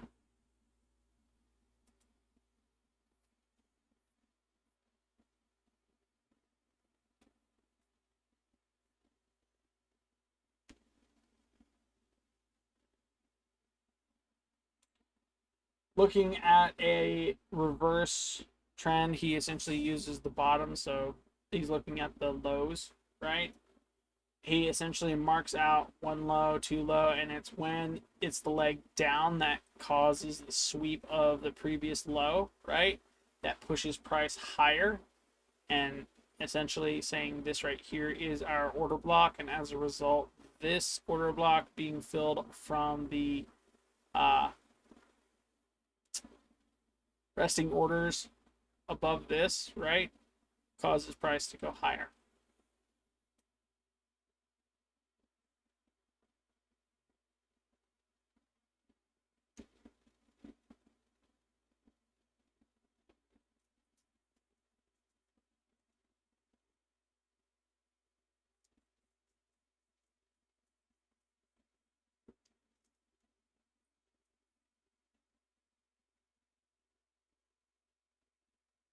Something also that's much easier to realize in this, technically from this point, sorry, the broke structure on this candle. So from this candle this way, we are technically in a downtrend when we're looking at this, because it goes starkly down, lower low, lower high, and then right here, not lower low, but we were looking for our lower low at this point, right?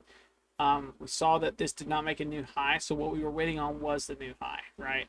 We saw that price moved up We had resting orders above here. This was the highest point it got to before this candle had formed.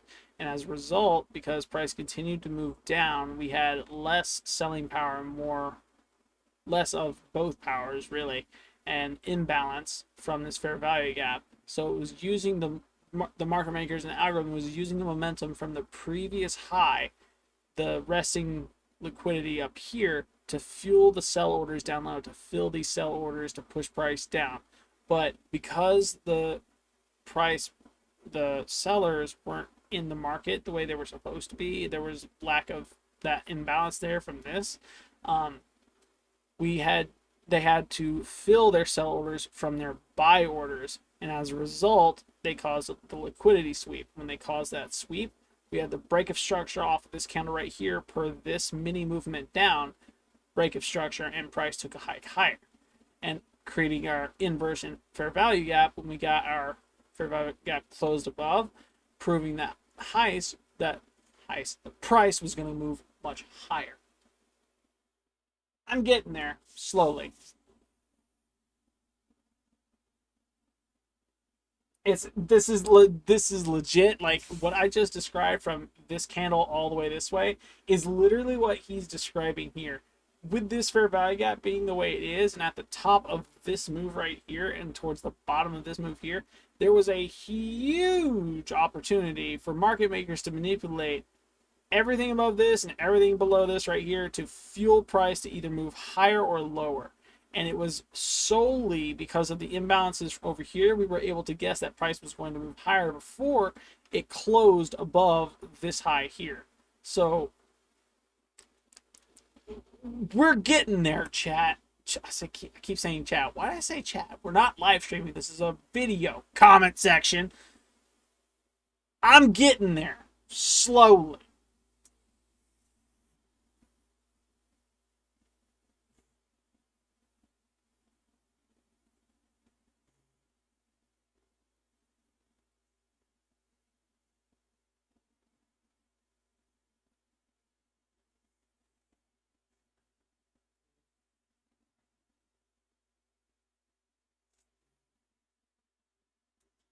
He hasn't identified what an order block is on the chart yet. I'm curious to see if he can find examples similar to the one I have just said stuff about.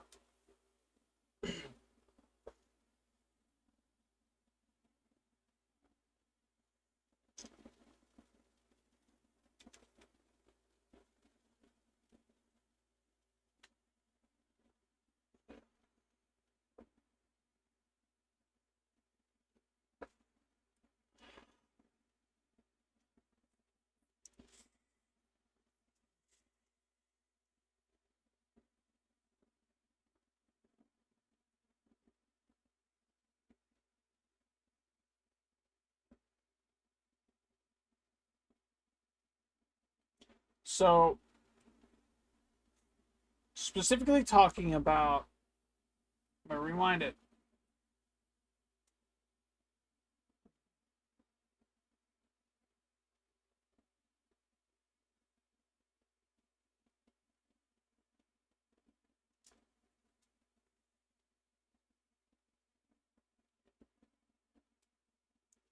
Consecutive similar candles. They can be similar consecutive candles. What does that mean? They could be one candle moving down. They could be two candles moving down. They can be 3, 4, 5 candles moving down. Order blocks can be a number of candles in a direction, so long as they are the same motion of candle. What they cannot be is a down candle, an up candle, a down candle, an up candle in a single direction. Make sense? An order block can be one candle. It can be 2, 3, 4, 5 candles in a single move. But they cannot be alternating candles.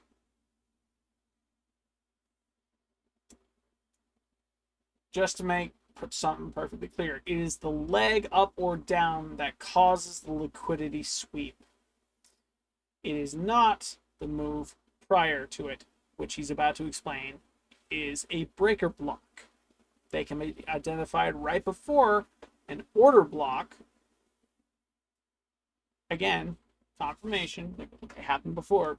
Breaker blocks cause order blocks. Order blocks are the confirmation we're about to see a mode of continuation. Breaker blocks continue into order blocks. Order blocks continue into price movement in the direction after liquidity. They're proofs that price is going to continue exactly the way we want it, up or down, dependent on trend.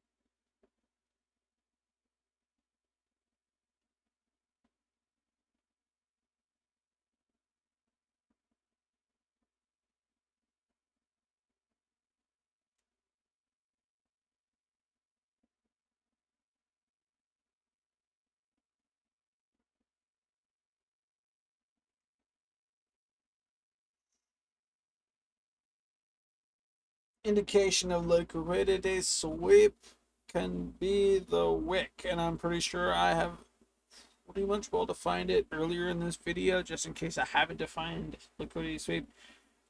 Shoddily enough, I'm not going to identify it. However, a quick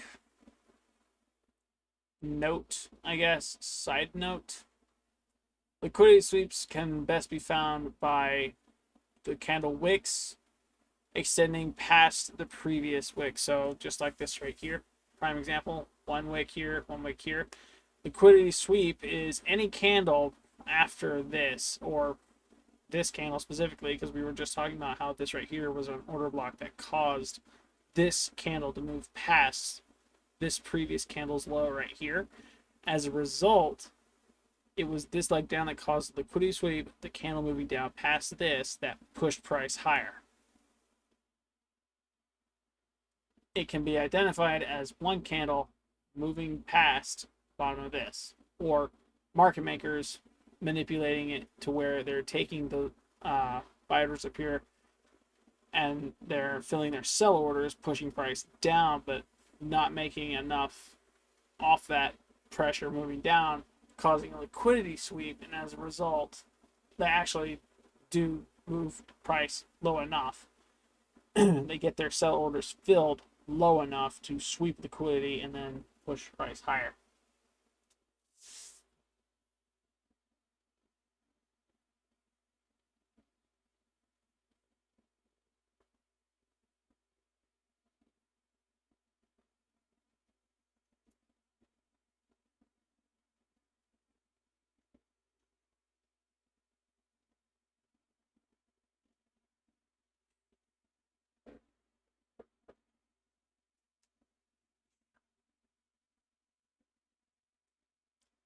Looking at the time, looking at the video, looking at everything I have learned so far, something tells me I'm going to end the video early.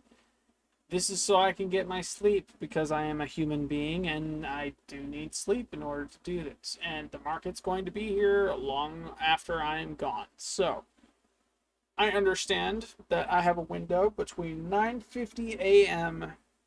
and 10:30 a.m. Eastern Standard Time, New York session, to find a trade worth taking. If I cannot find a trade in the span of time to get into the market, I cannot find that execution point in the market, I will not be taking a trade that day.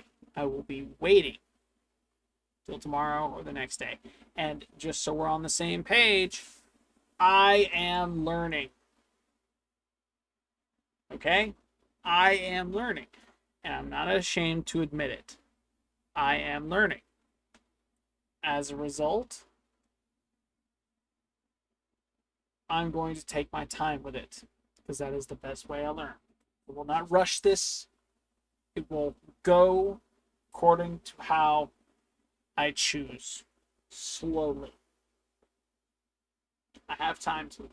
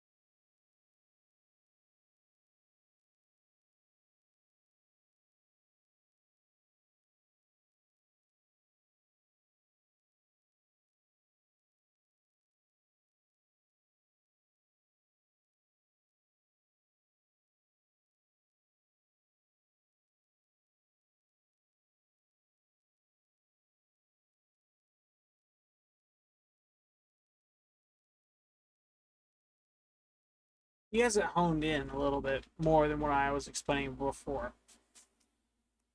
So we were right on track that an order block is the leg down and it pushes price higher. However, he has it another way.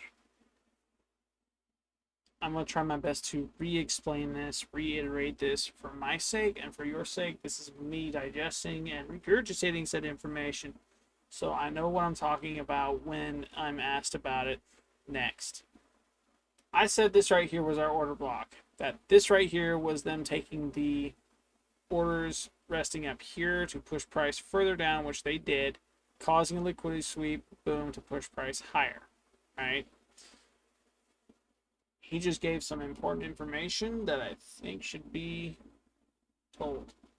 So he has a high marked here. Boom.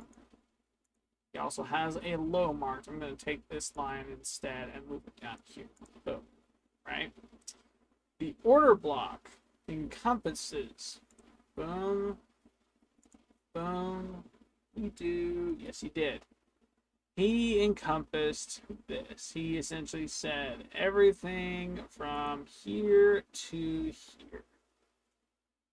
Because it is what I said, this candle and this candle that caused the liquidity sweep and price moving higher. What it can't be is a price moving down, down, up, then down, right? So this, I think I was wrong in saying it. I don't think this is an order block anymore. Why? Because I was counting this as part of the order block. I am wrong.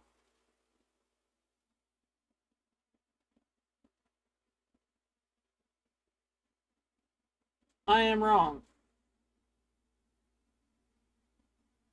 I'm going to rewatch this segment specifically.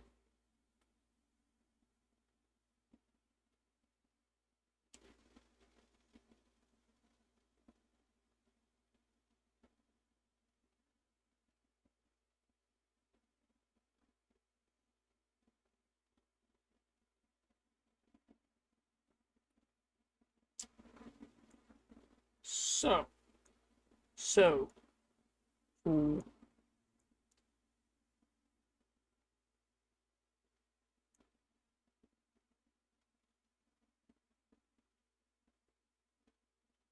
what do we look for breakup structures to the upside? We're looking for a candlewick closure above the most previous high.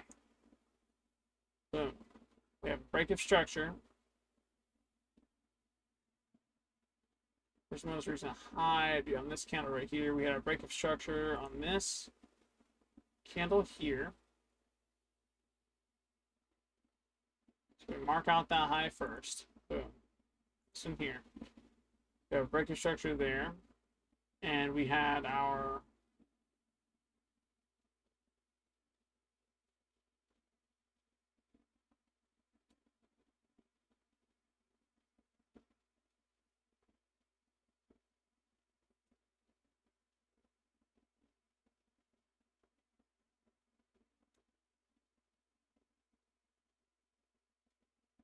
breakup structure to the upside here.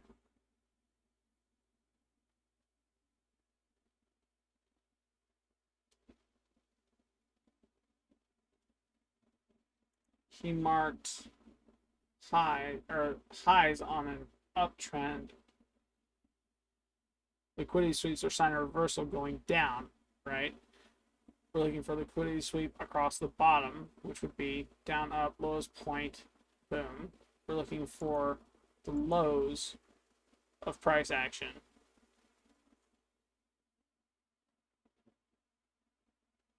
Liquidity sweeps are the hardest concept to grasp in markets. I know where liquidity lies.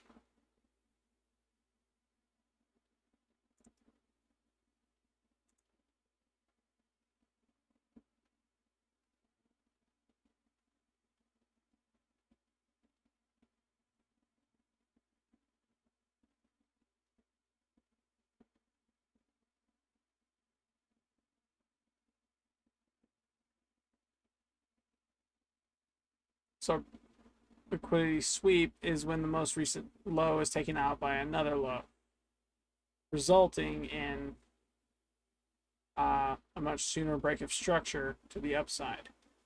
We got a break of structure here.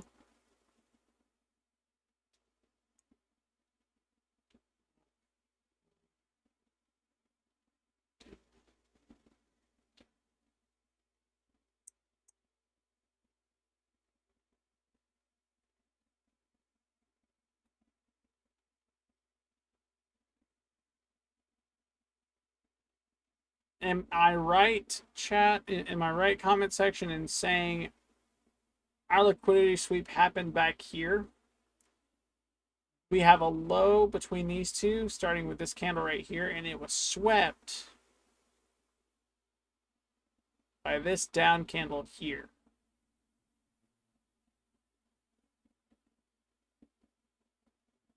We did not get a break of structure, but we did get a liquidity sweep and then a break of structure on this candle right here, because it, well, technically this candle, because it broke above these two highs. From there, price took a hike up, We broke structure again on this candle right here. Price came back down a little bit. Notice the imbalance from over here. We actually broke structure, and as price does, it continued to move much, much higher. Yeet, right? Am I right in saying that this right here was our liquidity sweep and our break of structures confirmed confirmation, like the continuation going up, confirmed that it would continue up? Right now, we're looking for, specifically speaking,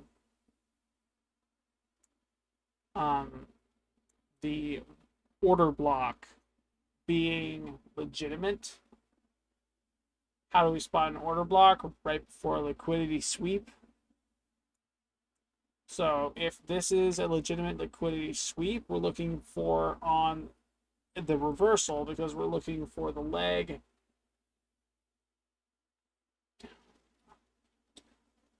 We're looking for the leg up that would have caused the liquidity sweep coming down. And I think our leg up would have been this right here, because we did say this right here was our liquidity sweep. We had a low here, sweep of this on the down. We had an up candle here. We haven't confirmed breaker blocks yet. We haven't looked at that. I think this big green candle coming up here, I think all of that was our order block. And as a result, we had our liquidity sweep. We saw price push back down past this low, right? And as a result, we had our break of structure where, well, we swept liquidity, it reversed, and we saw a break of structure above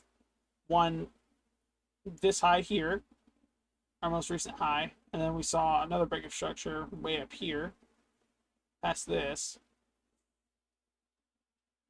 I guess a sign of continuation, or we would have moved from liquidity sweep to confirm to know if price would have continued moving up. And if we had followed that, we'd have noticed that there was a fair value gap here, a very small one, and that would have been our confirmation moving up. From fair value gap, we would have moved down to no, that is proof that it would move up. This got turned into an inverse fair value gap, signaling continuation moving much higher, and sure enough, it moved higher. Turned that away, took a hike all the way up there. Whew, that's a lot of price action right there. Wow. We still closed above it, though. Price went all over right there. Did y'all see that, chat? It's crazy. It went from, what, 19 all the way up to 19.8, so $200. Roughly $150 from 0.1 to 0.2. That's wild. Crazy price action right there. I can see how volatile it can get. That is really crazy. But I think I was accurate in saying that our liquidity sweep happened back here. We had significant imbalance here, and as a result of that confirmation, it continued to move higher. Our order block, though, would have been this candle, this singular candle. It caused this liquidity sweep back down to sweep past previous lows, right? And as a result, it moved higher.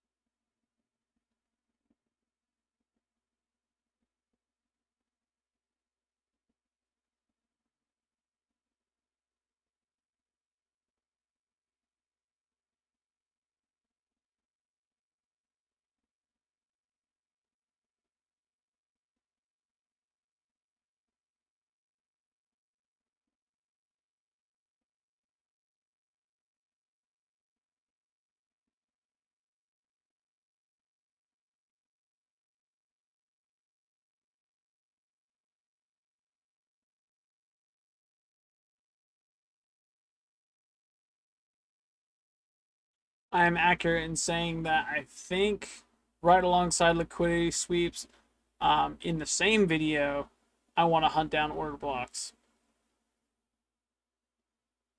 Because where I have found where I think one candle, this one green candle, he said it could be one candle, it could be multiple candles, so long as they're consecutive. This one candle, in my eye, looks like an order block, and as a result, I'm going to label it as an order block. And everything past this makes absolute sense for the chronological order of the notes I have labeled here, right? And how he's confirmed and said all of these. Regardless of what I think, what I know is I don't know liquidity sweeps as much as I'd like. What I know is order blocks cause liquidity sweeps. Without order blocks, you're not going to find a liquidity sweep anywhere. It's like up that causes liquidity sweep down. It's like down that causes liquidity sweep up. That's just how that works. We're about to figure out and learn what breaker blocks are. Let's just continue because it'll get tied in eventually.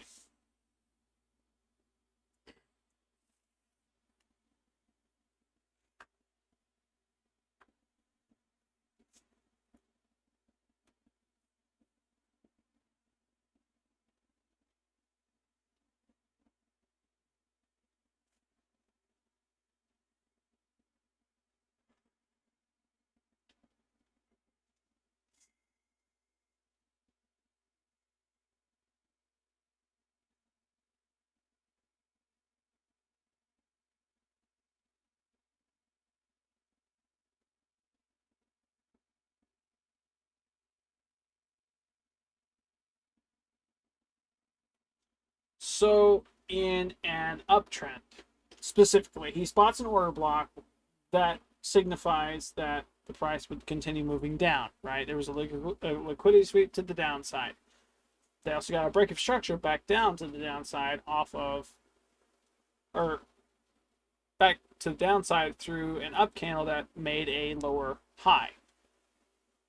He said a disrespected order block is when price has a candle wick that shoots high above the order block, right? So not the body, but the wick, right? Shoots high above. That's a disrespected order block. If the candle body closed above the order block alongside the wick being above the order block, that would have been a break of structure back to the upside.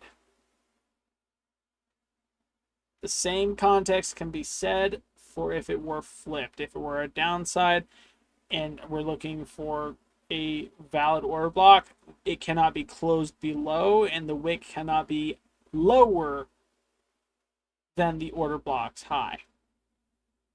That makes sense. Yeah, let's continue watching for breaker blocks.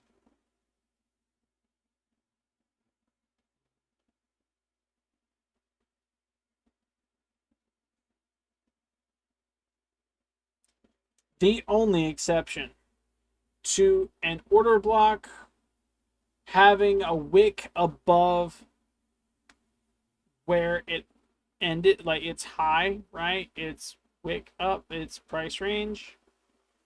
The only exception to it is an SMT divergence, and that only occurs when the data on charts misaligns. And I believe we can actually see it now because of that. No, we cannot. We cannot see it because of that, because this right here is different. This is actually the same thing. My mistake. There was small leg down, move up. 1, 2, 3. 1, 2, 3. So yeah, that moved much, much, much higher.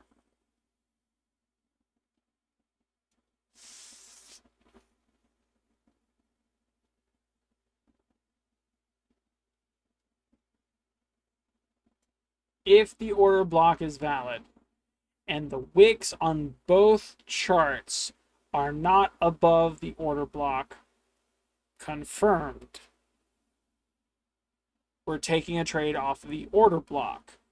In the event there is a wick above an order block on one chart or both charts, we are looking for a trade off of the SMT divergence. Only when there is a wick above the order block will we consider a trade via the SMT divergence. Otherwise, my goal is to look for a valid order block that is no wick above, that is no break of structure, and if it's break of structure, follow the confluences back down until we have an execution route. I think that's the best course of action to go with. Makes sense. If the if the order block is valid, take the trade off of the order block. If it's not via SMT divergence, it'd be the SMT divergence that we'd be taking a trade off of.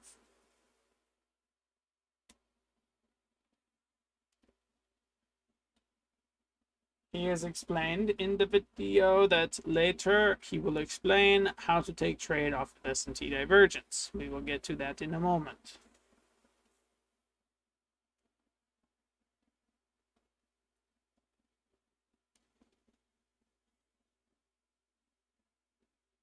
Breaker blocks.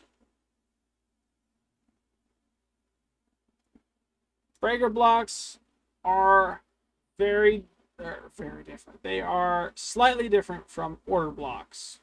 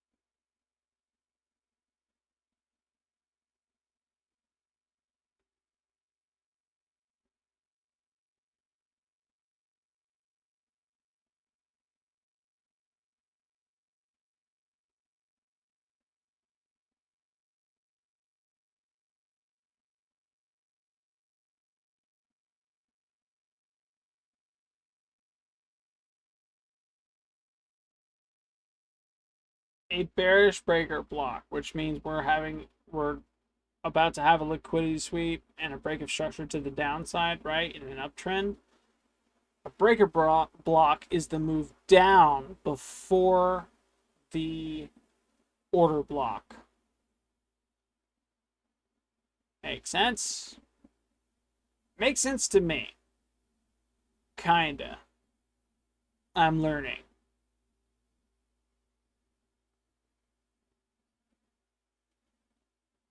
So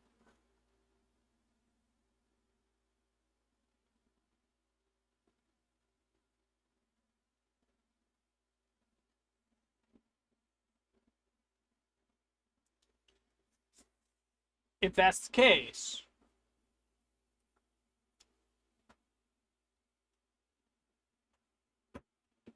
hi, how you doing, buddy?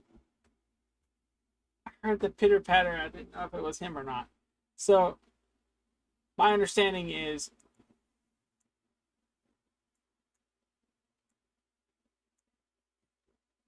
we have our leg up, we have our leg down. This would have been our breaker block then, if that's the case, because it's our leg down. This would be an order block, right? This would be our liquidity sweep because it clears this low. It also gives us our break of structure and it gives us our fair value gap, which is an imbalance. From that fair value gap, we know there is that imbalance is there, and as a result, price is going to want to draw towards that imbalance, which gives us up even more so. We also have price action down here where it consolidated for a little bit and just continue to go up. He's going to get into that. We're going to learn a little bit more as we continue.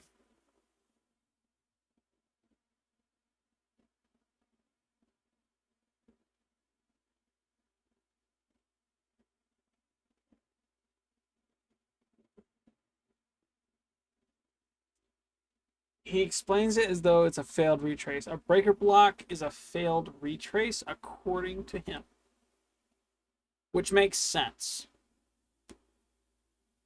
because a complete retrace would just be a complete drop in price. It would continuously go down and then from there create a new low.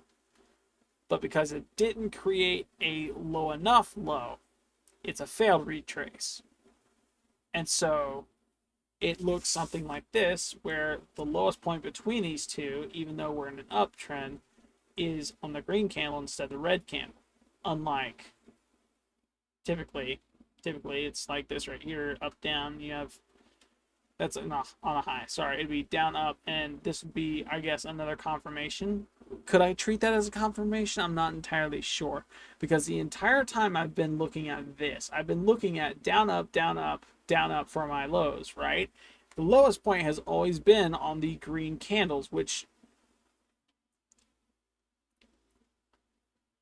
could that be a thing where that is a sign, a typical sign of that being like the market being imbalanced to where there's not enough buy orders, and so because there's a lack of sell, they fill the buy orders with previous liquidity above the highs and then push price higher.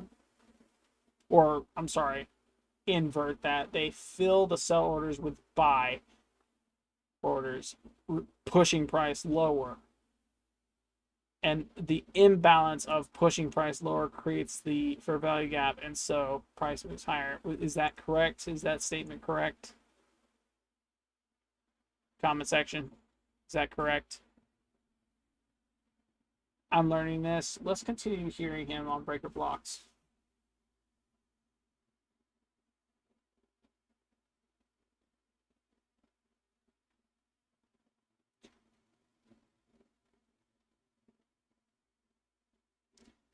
He literally just said it's what gives price the fuel to push higher.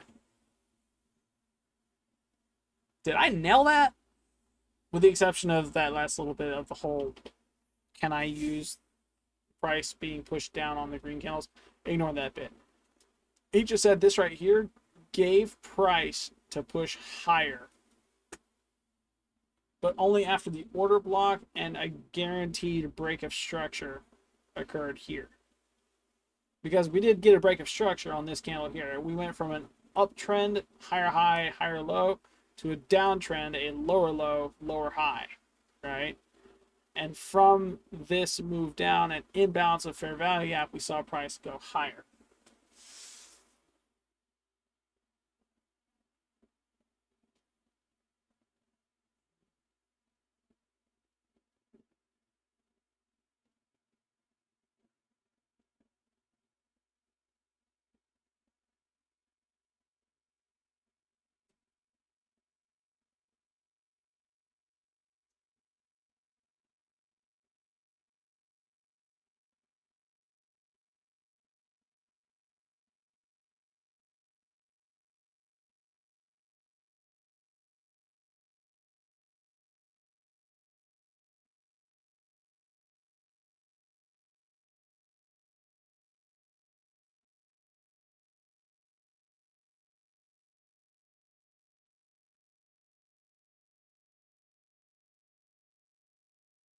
He explained it very, very quickly in the best way he knew how right there.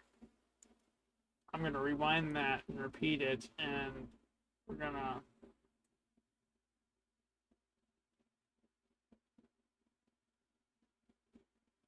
to learn this.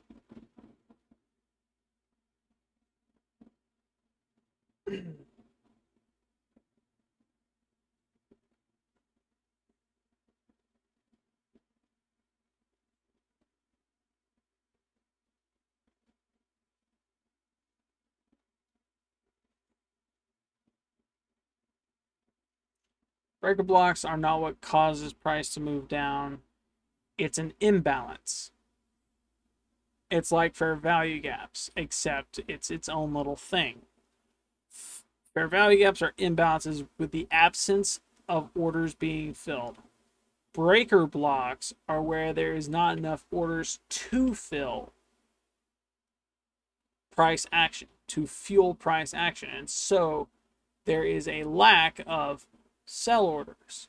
So market uses the buy orders to move price higher. And as a result of filling those orders with buy orders, we create an order block. The order block, in turn, creates the leg up and momentum for there to be a liquidity sweep back down. And from that liquidity sweep, we can confirm price action through the imbalances of that liquidity sweep if it gives it to us. Fair value gaps, breaks of structure for confirmation. And then from there, we look for the continuation confluence of an inverse fair value gap and or what we just saw, the breaker block and order block, that is our proof that price is going to continue moving higher. So long as the fair value gap is disrespected, we can assume per the market structure in trend that price is going to continue moving higher in an uptrend. In a downtrend, it'd be inversed. So there would need to be a leg up, indicating a lack of sell orders. And so price would need to, or the market would need to fill those sell orders with the buy orders, pushing price lower, right? Creating our order block. The order block then in turn causes our liquidity sweep. And then from there, it would be looking for, again, confirmation through fair value gap or break of structure. That would be back to the upside in a downtrend, mind you. From there, confluences of confirmation and continuity, we'd find our fair value gap in that, or confirmation on break of structure. And then from there, we'd look further ahead for our disrespected fair value gap for proof of continuation that price is going to continue moving down. Let's continue learning about breaker blocks.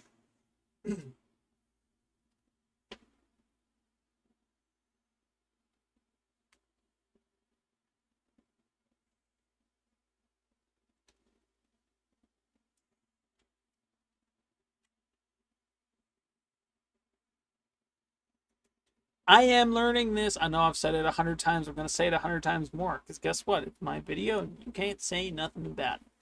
I am learning this secondhand, because this dude had to spend his time learning it to really teach anyone else. I am learning this secondhand from someone who has had the experience of losing a lot of money and learning from his mistakes to make more.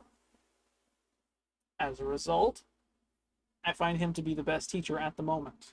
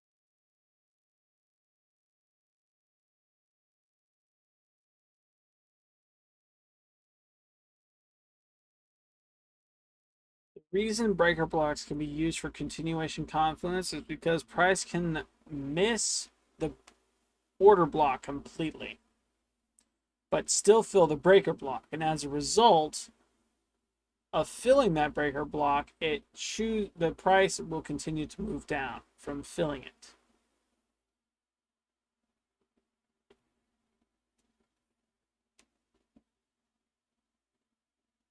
A personal note, I guess, keep in mind, breaker blocks are like fair value gaps. They are imbalances where price couldn't move as far as it wanted to because there was a lack of orders coming in. And as a result, those orders had to be filled from another source. And as a result, there wasn't as many. So the resulting price action from that was a larger move up, being the order block, and then our liquidity sweep on the move back down. And typically, our liquidity sweep is going to have a break of structure because it's going to create either a higher high or a lower low, depending on the trend. And then from there, we have our confluence of confirmation being that a fair value gap, or, well, obviously the break of structure being confirmation. Yep, we have a confirmed break of structure, liquidity sweep, and as a result, potential for value gap and the like.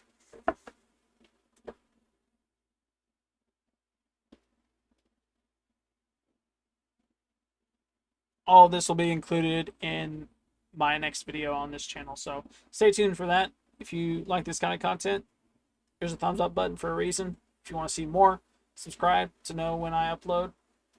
Comment below what you think I could do to learn a little bit more, a little more efficiently. Yeah.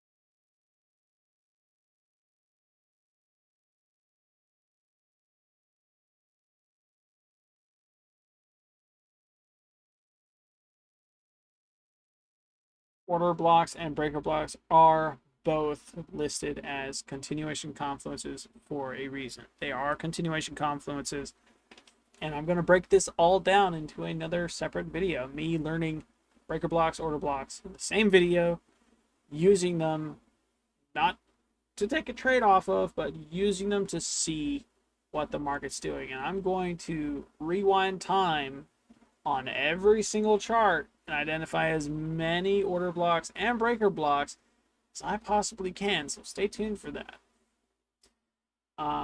Yeah.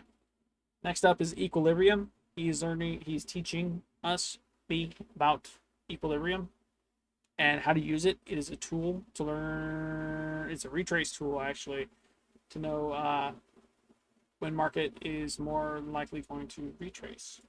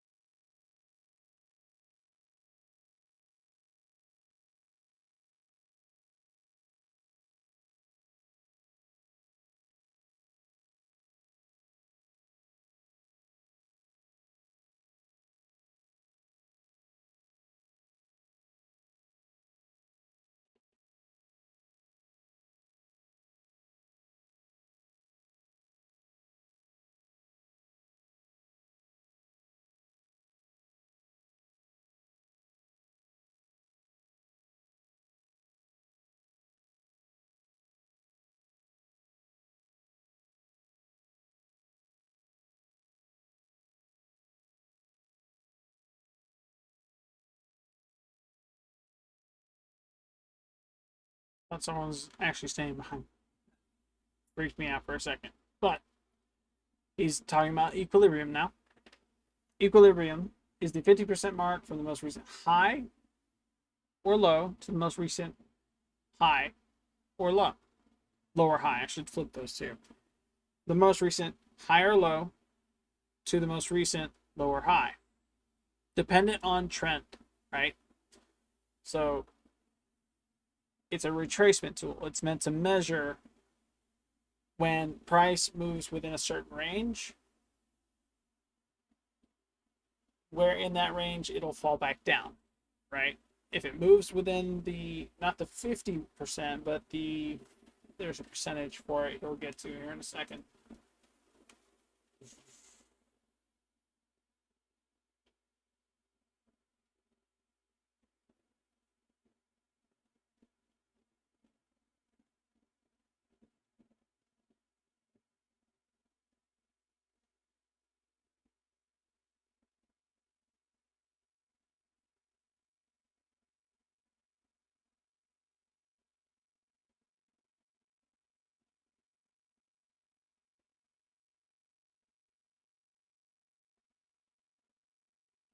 So he uses apparently what's called the GAN box. I've never really used it before. I've only ever used the Fibonacci retracement tool, and that was, strictly speaking,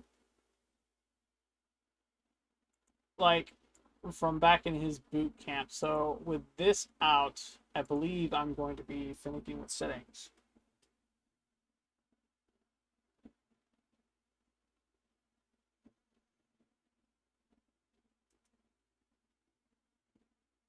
Yep, copying settings.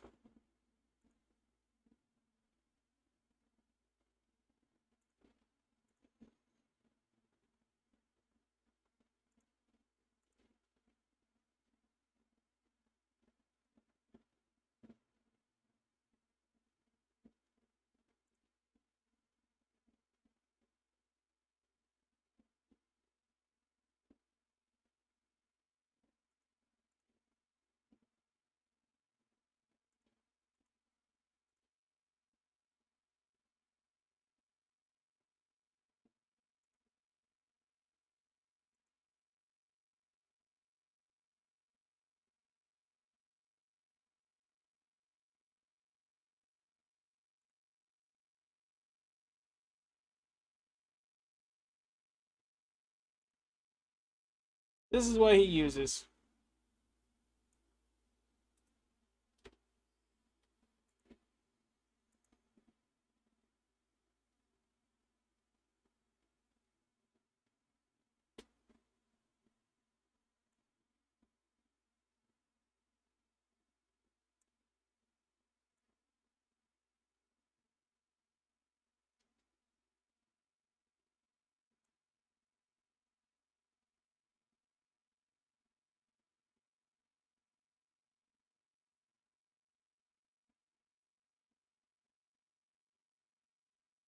So he just got through saying equilibrium is the last resort. If I cannot find specifically any continuation confluence, which means a valid fair value gap that has not been disrespected, an order block or breaker block, and it's a continuous move up, there's no other continuation method, move to equilibrium. Equilibrium will identify the 50% mark on the current move up, right?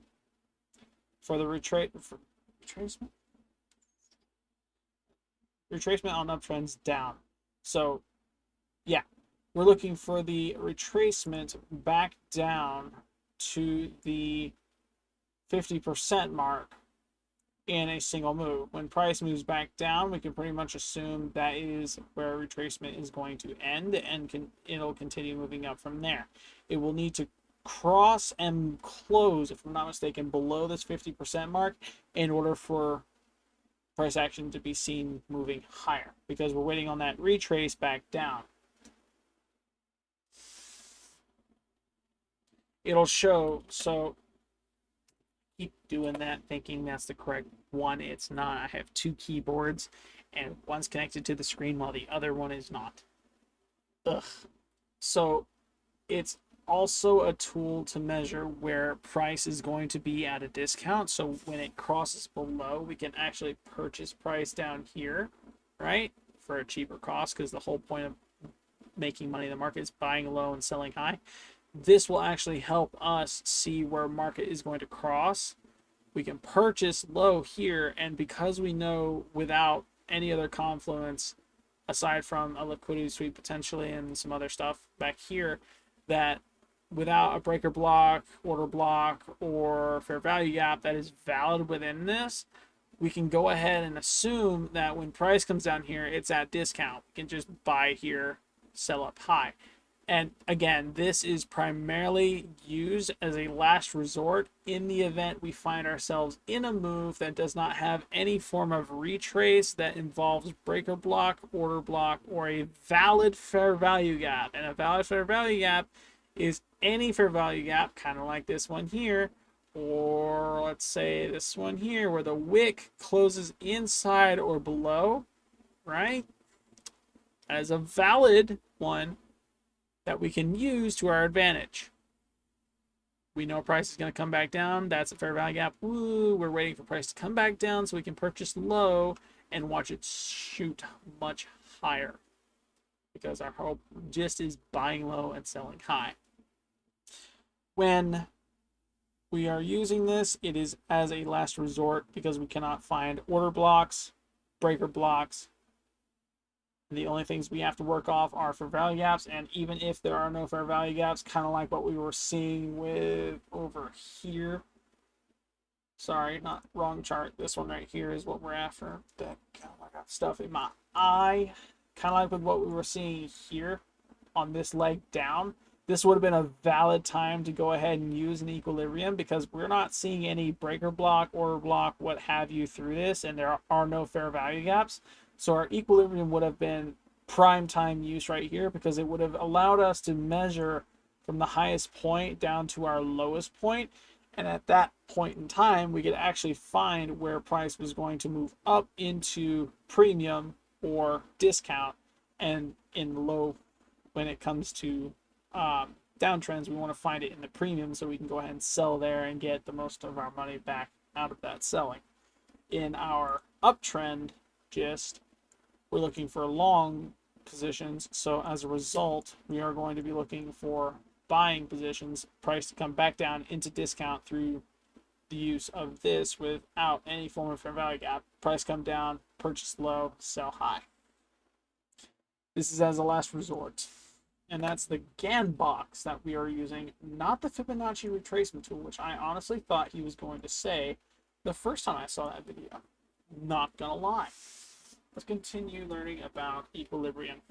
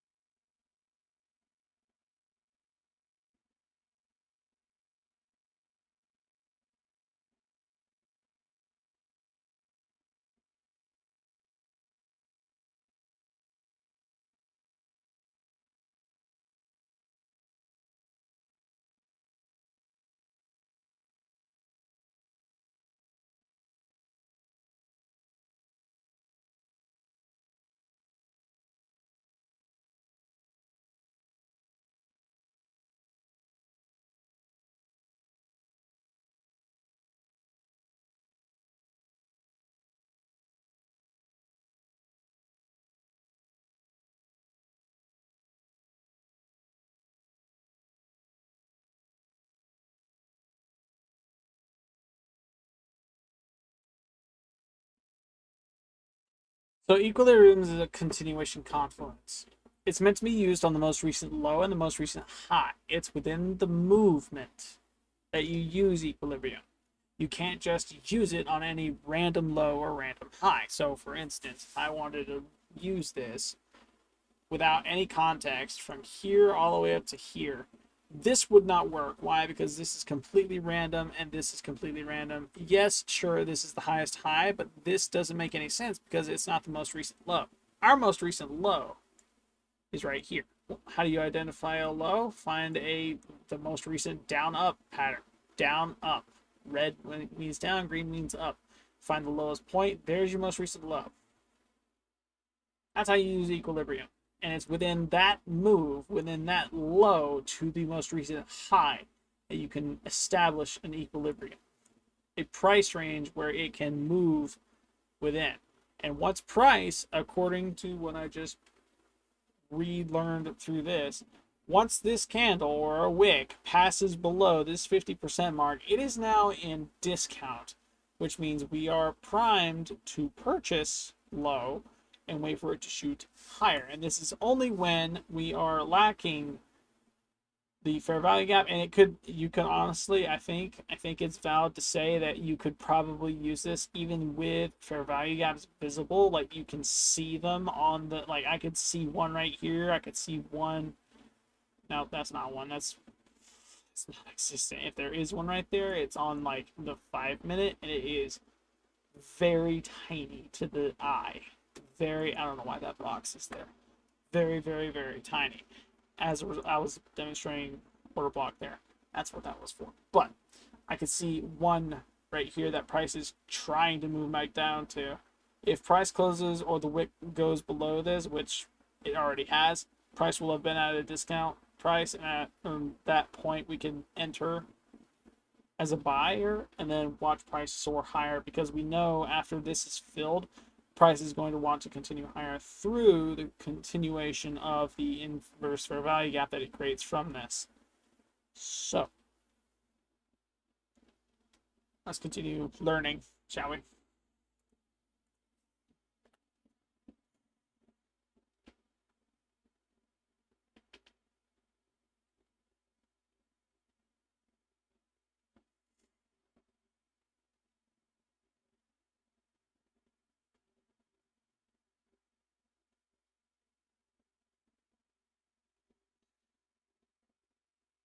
He just repeated exactly what I said.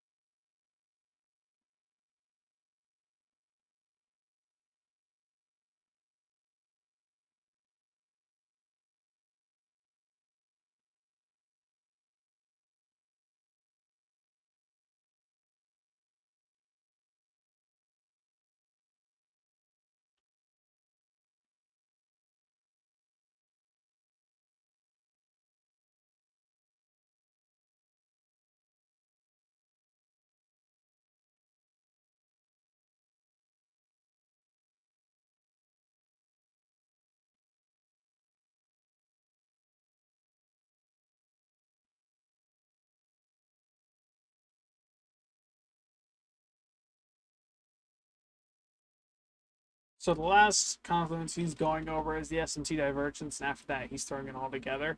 I think what I'm going to do, for my sake in knowing and strategy and learning and yada yada yada, you get the point. I'm going to make my own videos on learning this stuff.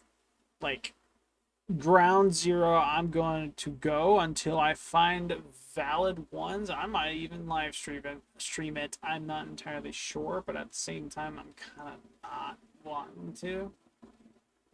Kind of not. I don't know. There's gonna be something new for me. Um, I'm gonna do another video. I'm gonna do videos every day this week on Board Plus, this channel you're seeing this uploaded to now. Um, every one of these videos is gonna have learning material for me specifically to master this. Um, is right now covering SMT divergences, which I've pretty much already figured out how to see in TradingView. I know how to see them. I know how to identify an SMT divergence. They're pretty easy to find, in my opinion.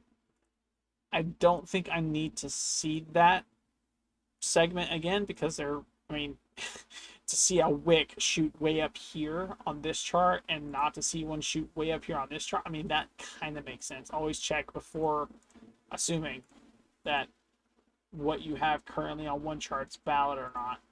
And I'm sure he goes into exactly how to handle SMT divergences. Next video, we're going to do the same thing again. I'm going to go to the specific timestamp, right? I'm going to relearn liquidity sweep, order block, breaker block, SMT divergence, because I know there's something specific about it that I have to know. And currently I am way tired. I feel as though I'm at my limit when it comes to mental capacity. And yeah. So without further ado, I'm going to go ahead and end this video. If you guys enjoyed it, drop a like. Subscribe if you're new or on the comeback and want to see more, because honestly, I mean, it's money. It's free money that someone's teaching you how to make, and someone's learning how to make. So respect what we're doing, because we're trying to make a life without the hustle and grind and bone breaking, back breaking, just misery that is a 9 to 5. Comment down below what your favorite YouTuber is when it comes to learning day trading, or if you even learn if you were to learn day trading, would you learn it from the same guy I'm learning it from now, or if you would pick someone else, or if you would actually go about being on one of those few courses where you have to actually pay for it, right? I'm learning this secondhand, and I know that comes with its own challenges, and I'm open to them. With any luck, I'll be successful. If I'm not, that's okay too. I will have learned my lesson one way or another. Yeah. That being said, I hope you guys have a wonderful rest of your day. I will see you in the next video. Peace out.